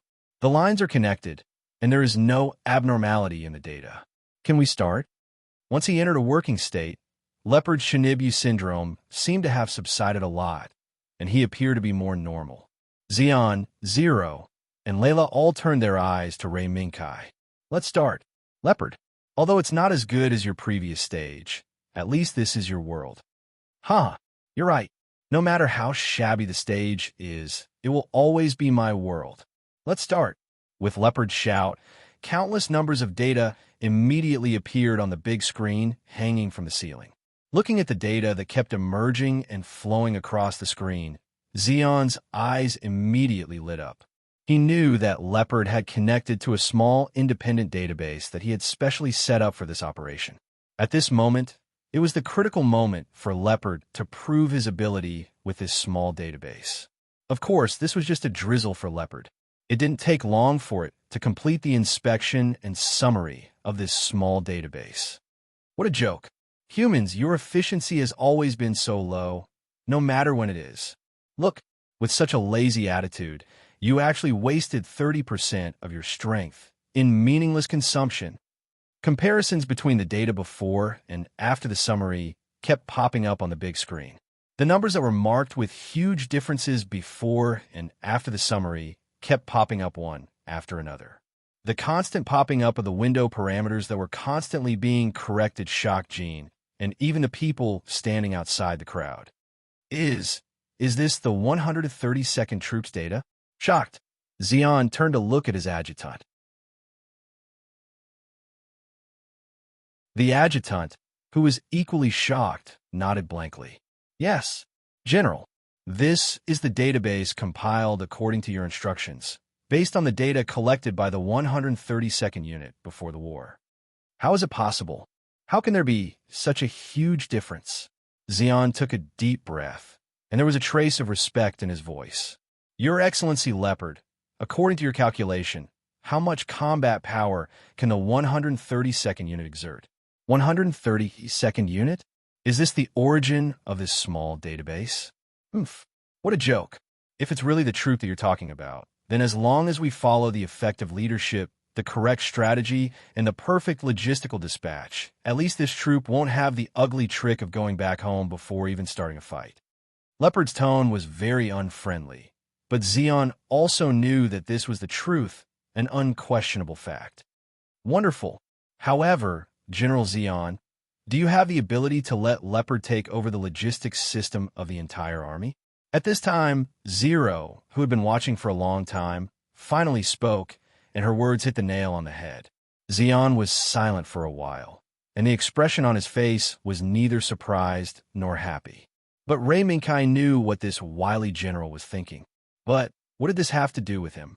Thinking of this, Ray Minkai secretly looked at Zero, but he found that Zero secretly gestured to him to see him later. It seems that none of these guys are easy to deal with. It was night, on the other side of the ocean. That huge empire with unparalleled power that could make the world tremble was shrouded in the pitch-black night. Why? Is it not to your liking? CC, surrounded by attendants, a young man in a gorgeous robe with a crown on his head slowly stepped into a luxuriously decorated room. And the person he was talking to was the girl with long green hair who was sitting silently on the windowsill. Your Majesty, Miss C. hasn't eaten for 3 days. The attendant on the side carefully reported the girl's movements. Has she been anywhere? The young man saw that the girl ignored him, so he asked casually, No, for 3 days, she has been sitting by the window and hasn't moved, the attendant replied again. Is that so? Then you can rest. Guards, take him away. Your Majesty?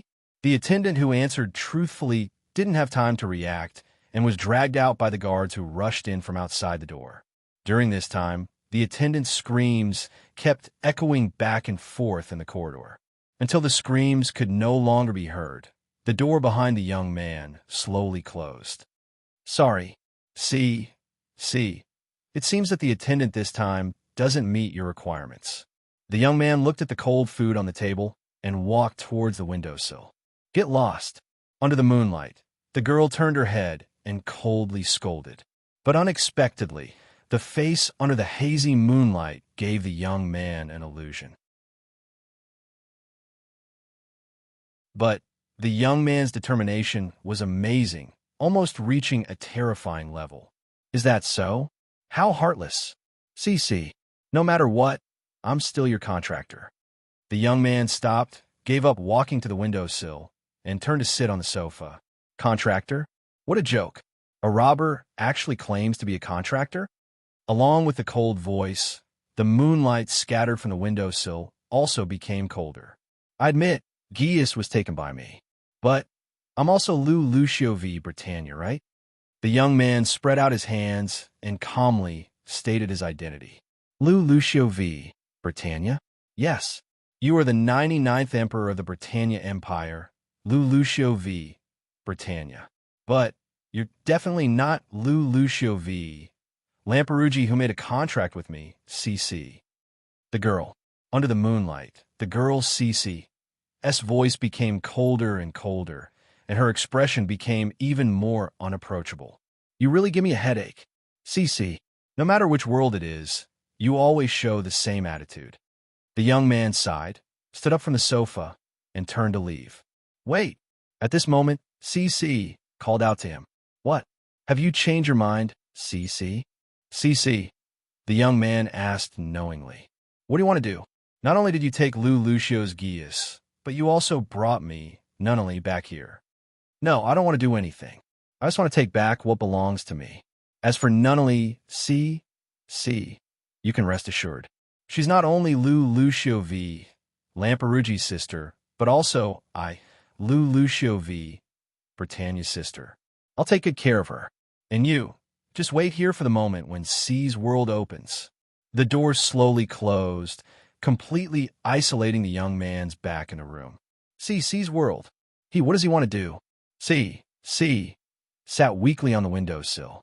The young man who left CC's room was stopped by the attendants. What's the matter? The young man's face didn't show any displeasure, but the attendants knew that the young man in front of them was very temperamental. Your Majesty, the Prime Minister sent a message, saying that he found the border of Langlon West Country changed and asked for your Majesty's instructions. Langlon West Country? It seems that he has already started to act. The young man pondered for a moment and waved his hand. Leave. After the attendants left one by one, a graceful figure turned out from the shadows. Your Majesty, Phyllis? Is there a situation on your side? The doctor asked me to inform you. According to the observed space-time anomaly, they're back. Phyllis's words made the young man's pupils suddenly shrink. They? Euphemia? Or the authority? We don't know yet. It's just that it could happen. Phyllis shook his head and gave an ambiguous answer. Okay, the so-called strategy was to take into account all kinds of situations, and even the occurrence of accidents. As long as their existence is confirmed, it's enough. The young man waved his hand and didn't take the doctor's mistake to heart. Then the young man turned, walked to the edge of the corridor, and looked up at the moon. It's just that, in this way, my arrangement in St. Petersburg can be used. It's just a precaution, but I didn't expect it to be used at this moment. Phyllis, how is Cornelia? Very quiet. There's no resistance. It's just... Phyllis looked like he wanted to say something, but stopped. Is it the doctor? Let him find other people. Cornelia can't be the doctor's experimental subject. Without Phyllis saying it, the young man knew what the doctor meant. Yes, Your Majesty. If there's nothing else, I'll leave first. Well, go. In addition, proceed according to plan in St. Petersburg. Since they have appeared, then it's possible to fight on two fronts. Yes, Your Majesty.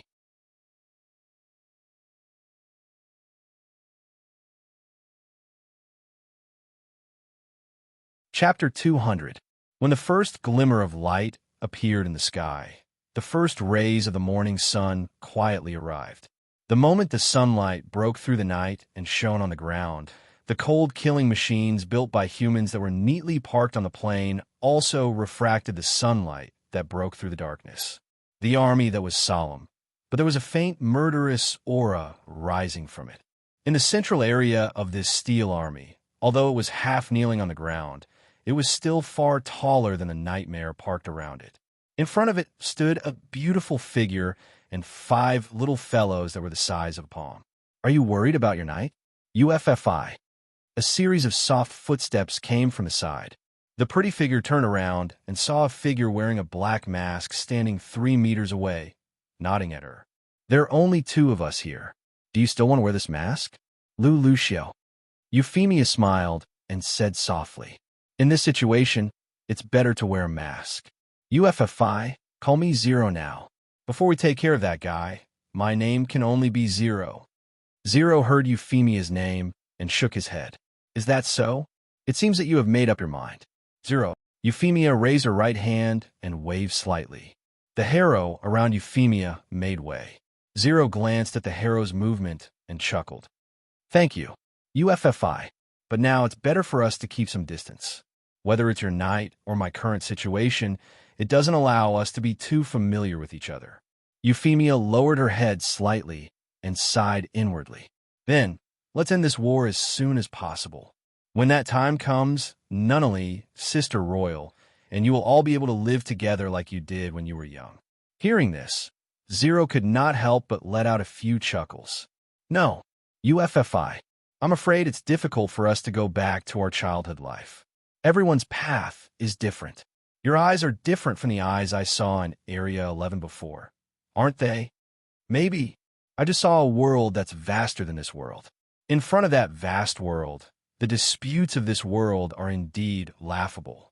Euphemia opened her right hand and let the red harrow jump onto her palm.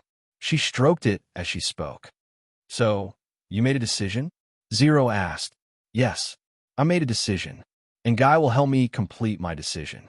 Euphemia turned her body and looked back at the pirate Gauda behind her.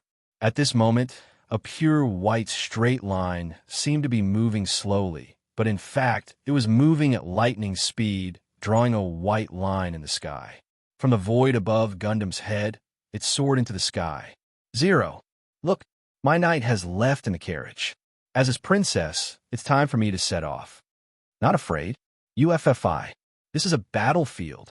Zero retracted her gaze from the white track above the sky and looked at Euphemia, who was walking towards the pirate Gauda, accompanied by the harrow. Afraid. But only in this way can I fulfill my decision and my wish with my knight, Rei Minkai. At the moment when she boarded the pirate Gauda's cockpit, Euphemia's answer passed to Zero's ears with the morning wind. In the morning, the pirate Gauda started. At the same time, above the ninth heaven, the carrier rocket known as the Apollo carriage has entered the predetermined flight orbit after a period of flight. Knight, the carriage has entered the orbit. Is there a problem?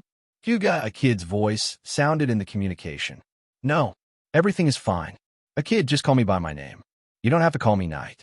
And I think you should care more about your new teammates. Rei Minkai, who was sitting in the return cabin, glanced at the meter in front of him. After confirming that there was no problem, he knocked on the iron frame beside him and said, there were 2 groups of people who took Apollo's carriage to carry out the assault from high altitude. The first group was the Alexander Nightmare Brigade, which was sent by Zero and led by Huga Kid. Their task was to break into the city where Q Department was located from high altitude and rescue the people of Q Department as quickly as possible while causing chaos. Although this task seemed a bit dangerous, the actual situation was that at the same time as a kid began the high-altitude assault, Euphemia and Zero, who were in the front line, would dispatch the ground assault force led by the pirate Gao to break through the city where Q Department was located as quickly as possible and join them. It was believed that under the leadership of the pirate Gauda, this task would not be too difficult to complete. It was worth mentioning that Hyuga Akid's 3 teammates in the original work, Nere Shua, Samaryu, and Kasaka Ayano, had already joined Zero's team. And judging from the preparation time before Apollo's carriage took off, Hyuga Akid's relationship with them was not shallow. Speaking of which, the most difficult task was undoubtedly Rei Minkai's. From the beginning to the end, Rei Minkai had never thought of taking Nightmare to complete this mission. This was undoubtedly playing with fire, a mission that was almost impossible to complete.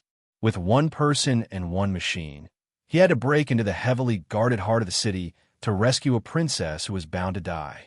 This mission was simply crazier than the story of a knight saving a princess in a fairy tale. However, Rei Minkai knew that he had to save Cornelia. Otherwise, Kai, are you going to start? White Cat State Zero's voice came from the iron frame.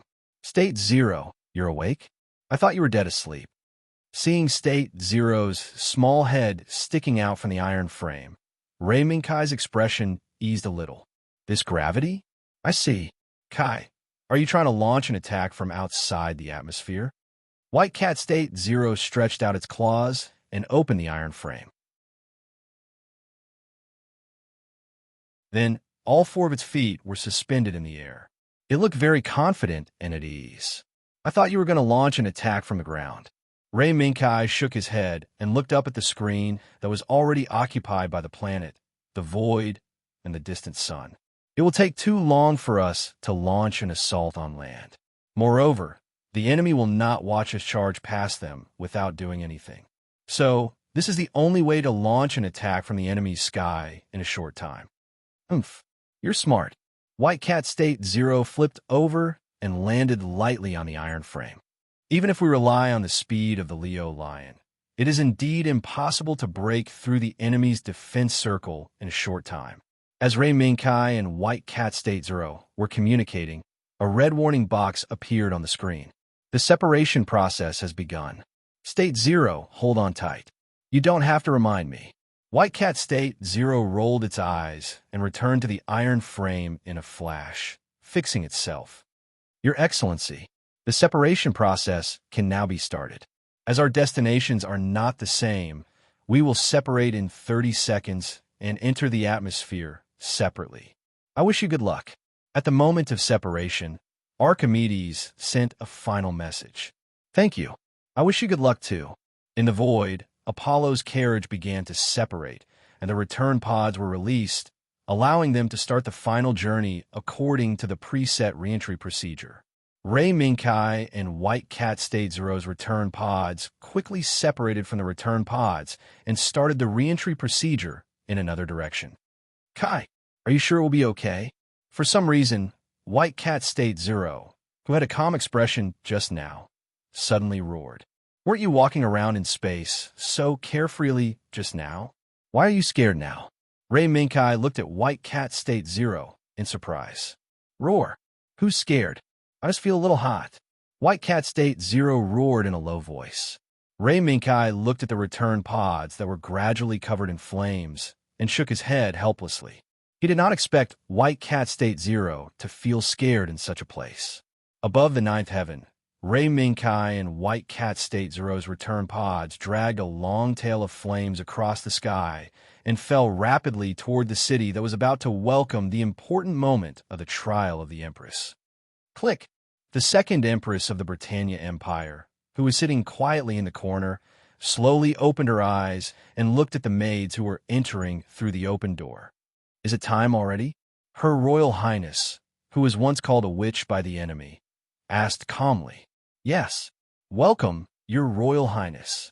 At the door, the maids in 2 rows bowed respectfully. Is it? It seems that my time is up. Her Royal Highness, who was sitting in the corner, moved the corners of her mouth slightly and slowly stood up. But the moment she stood firm, she could not help but be in a trance and almost fell on her seat. Your Royal Highness. The maids panicked and hurried forward to help the empress. "Stand down. I, Cornelia Ali Britannia, am not so weak that I need to be helped." After her royal highness shouted at the maids to stand down, she gritted her teeth and stabilized her body. Then, she turned her head and looked out of the window. How much time has passed? I wonder if UFFI has healed her injuries? It's a pity that I won't be able to meet UFFI again. Her Royal Highness sighed inwardly. In the end, she walked out of the room where she had been imprisoned for nearly half a year, surrounded by the maids. Ahead of her was the final path of return known as death. Her Royal Highness knew how powerless her excuses were. She also knew the plans of the nobles and Schnetzel's plan. She also sensed the conspiracy of her younger brother who had suddenly appeared and forced her father to abdicate. But when her knight regiment had shed their last drop of blood for her, Her Royal Highness still chose the Empire in the end. The Empire wanted her dead.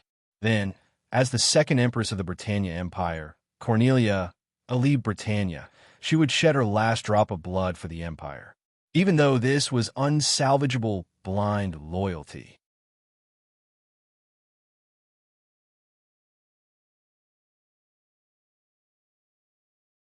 Chapter 201.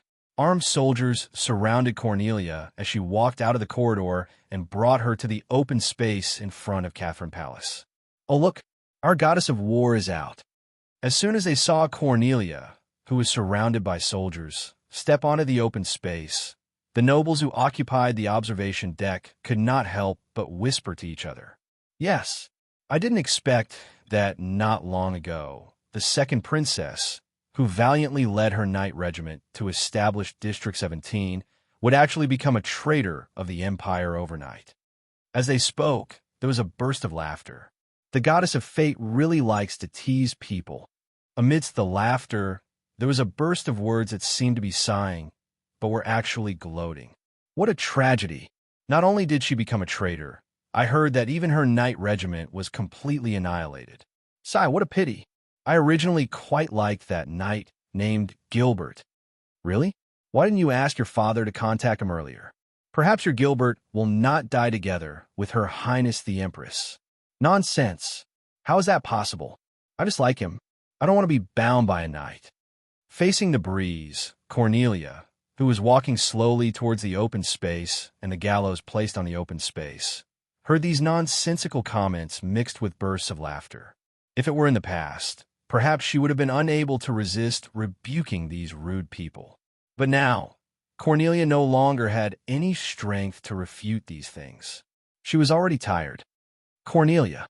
At this moment, an arrogant, stern, and extremely familiar voice suddenly called out to Cornelia, and it also made the soldiers stop in their tracks. Cornelia turned around and saw that it was her half-sister, the first princess of the Britannia Empire, Genevieve de Britannia. "Sister, are you here to send me off?"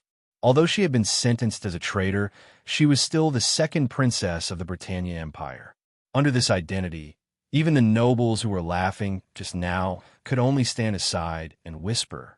Those who could serve as Cornelia's mourners were only members of the Britannia Empire's royal family. "Cornelia, what's going on? How could you be sentenced as a traitor?" The first princess didn't seem to understand the truth behind Cornelia's accusation of being a traitor. "It's nothing. I just did what I should have done and responded to the prayers of my knight regiment." Cornelia shook her head and did not want to explain too much. Now that the blood of the knights had been spilled, perhaps there was nothing left in Cornelia's heart that could bring her hope. "Cornelia, I won't believe it. You, who fought for the Empire everywhere, are actually a traitor. Tell me the truth that you know." Obviously, Cornelia's attitude made the first princess very dissatisfied. She constantly questioned Cornelia sternly. However, Cornelia's nonchalant words made him swallow his words. "The truth." To debate with our younger brother, who has been missing for so many years and returned to the Empire to seize the throne from father? "Sister, are you confident in this matter?" Cornelia had a mocking smile on her lips. Then, she walked toward the gallows without looking back. This reality might be enough for Cornelia. "Cornelia." Genevieve gritted her teeth and finally gave up the idea of interrogating Cornelia. She turned and walked toward the observation deck. In this trial, Genevieve was the witness sent by the Empire and Cornelia's mourner. She would be accompanied by many nobles to witness Cornelia's final moments. But what Genevieve didn't know was that the exchange between her and Cornelia was recorded by the camera and transmitted back to the Emperor. "Your Majesty, do we really not need to deal with them?" A handsome, golden-haired, and elegant young man stood beside the Emperor and asked. "Deal with them? How?" "Schnetzel, if I deal with them, as the second prince, you won't be able to avoid it either." Sitting on the throne, the young man looked at the large screen in front of him with a faint smile. The second prince was the first to express his loyalty to him, the Prime Minister of the Empire, Schnetzel. Everything is for the sake of strengthening the Empire. As long as the Empire can become stronger, us princes and princesses should be the first to set an example and encourage more people to contribute to the Empire. Schnetzel bowed slightly and said respectfully, "Oh, that's surprising. I didn't expect Schnetzel, who only knew how to act according to other people's ideas, to say something like this. This world is really interesting." The Emperor laughed and waved his hand. "All right, there's no need to talk about this topic. Now, what we should do is to quietly watch Royal Sister finish her final journey." "Yes, Your Majesty." Clang, clang, clang. The death knell sounded. Cornelia had already stepped onto the gallows under the escort of the soldiers. She quietly stared at the noose in front of her as it swayed gently in the breeze. "Your Highness, I'm sorry to offend you." The butcher standing at the side didn't have the arrogance and recklessness that he usually had when executing criminals. This was because he knew that even if the woman in front of him was judged as a traitor, her current identity was still the second princess of the Britannia Empire. Facing such an existence, he didn't dare to be too presumptuous. Looking at the approaching noose, Cornelia slowly closed her eyes and quietly waited for the moment when the noose would be around her neck. "I'm sorry to offend you. Your Highness, please take a step forward." After placing the noose around Cornelia's neck, the butcher took a step back, bowed slightly, and said respectfully. Cornelia opened her eyes again and slightly tilted her head to look at the noose around her neck. She stepped forward with an indifferent expression and stepped on the movable wooden plank.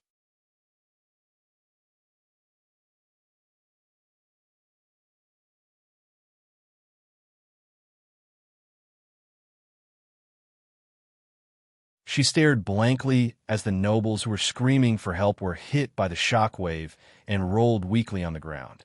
In the end, they were blasted into the sky by the shockwave, and their fate was unknown. Will my end be like this too?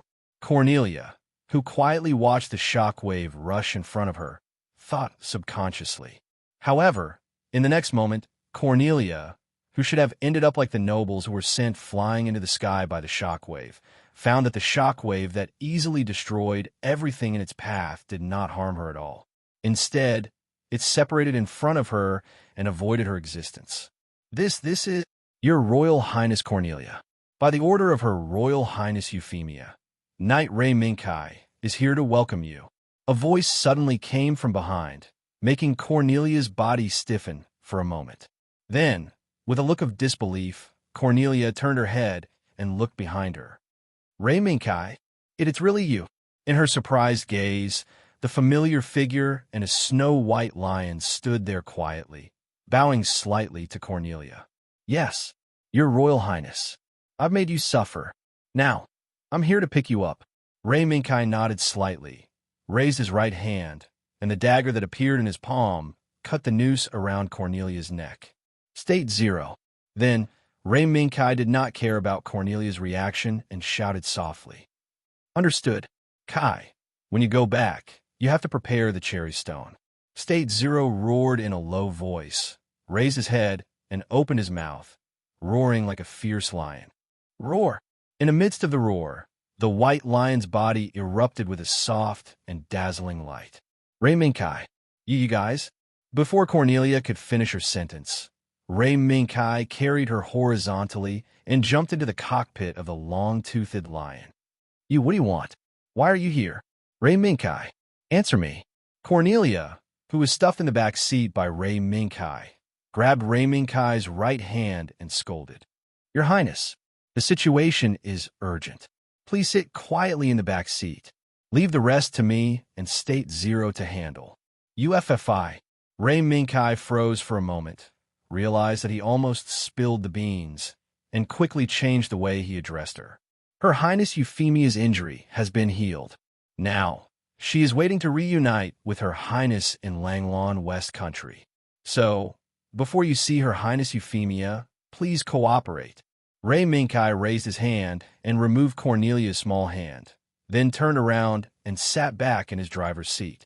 State Zero, take advantage of now and evacuate as fast as possible. Understood. The long-toothed lion roared and took advantage of the aftermath of the shock wave that had yet to disperse, turned around and rushed into the smoke and dust in the sky, disappearing. Your Majesty, there's an accident. To think that a meteorite would fall so close to the Catherine Palace. Schnetzel revealed a hint of surprise. No, it's not an accident.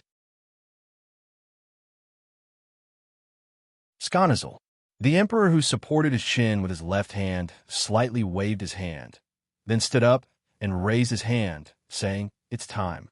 Inform the Air Force bases around St. Petersburg to immediately send all their bombers into the battlefield." As he spoke, the emperor clenched his right hand slightly and said in a deep voice, "Mission objective, destroy that steel lion." "Yes, Your Majesty." But in the next moment, Schnetzel added, "Your Majesty, if it's really that lion, I'm afraid that the Air Force's bombing force alone won't be able to capture its whereabouts." "Oh." The emperor was slightly surprised for a moment, then smiled. "Then, Schnetzel, do you have anything to add? Don't be afraid, and don't have any scruples, just say it." "Yes, Your Majesty. In the vicinity of St. Petersburg, other than the Air Force bases, we have also deployed no less than 50 railguns with super long-range bombardment capabilities within a radius of 800 kilometers. Schnetzel slowly spoke out his thoughts. "Oh, railguns? Very good. Add it to the list of firepower. And it will take some time for the railguns to be deployed. Before that," the emperor pondered for a moment, then laughed out loud. "That's right. Before that, let's let the newly appointed St. Michael Knight Regiment commander, Shinhyuga Shango, stop that lion's footsteps." Schnetzel bowed and replied, "All hail Britannia. All hail Lelouch that you're tuning in to the Warrior Lore YouTube channel. Don't forget to subscribe and join us on this journey to catch the most captivating stories.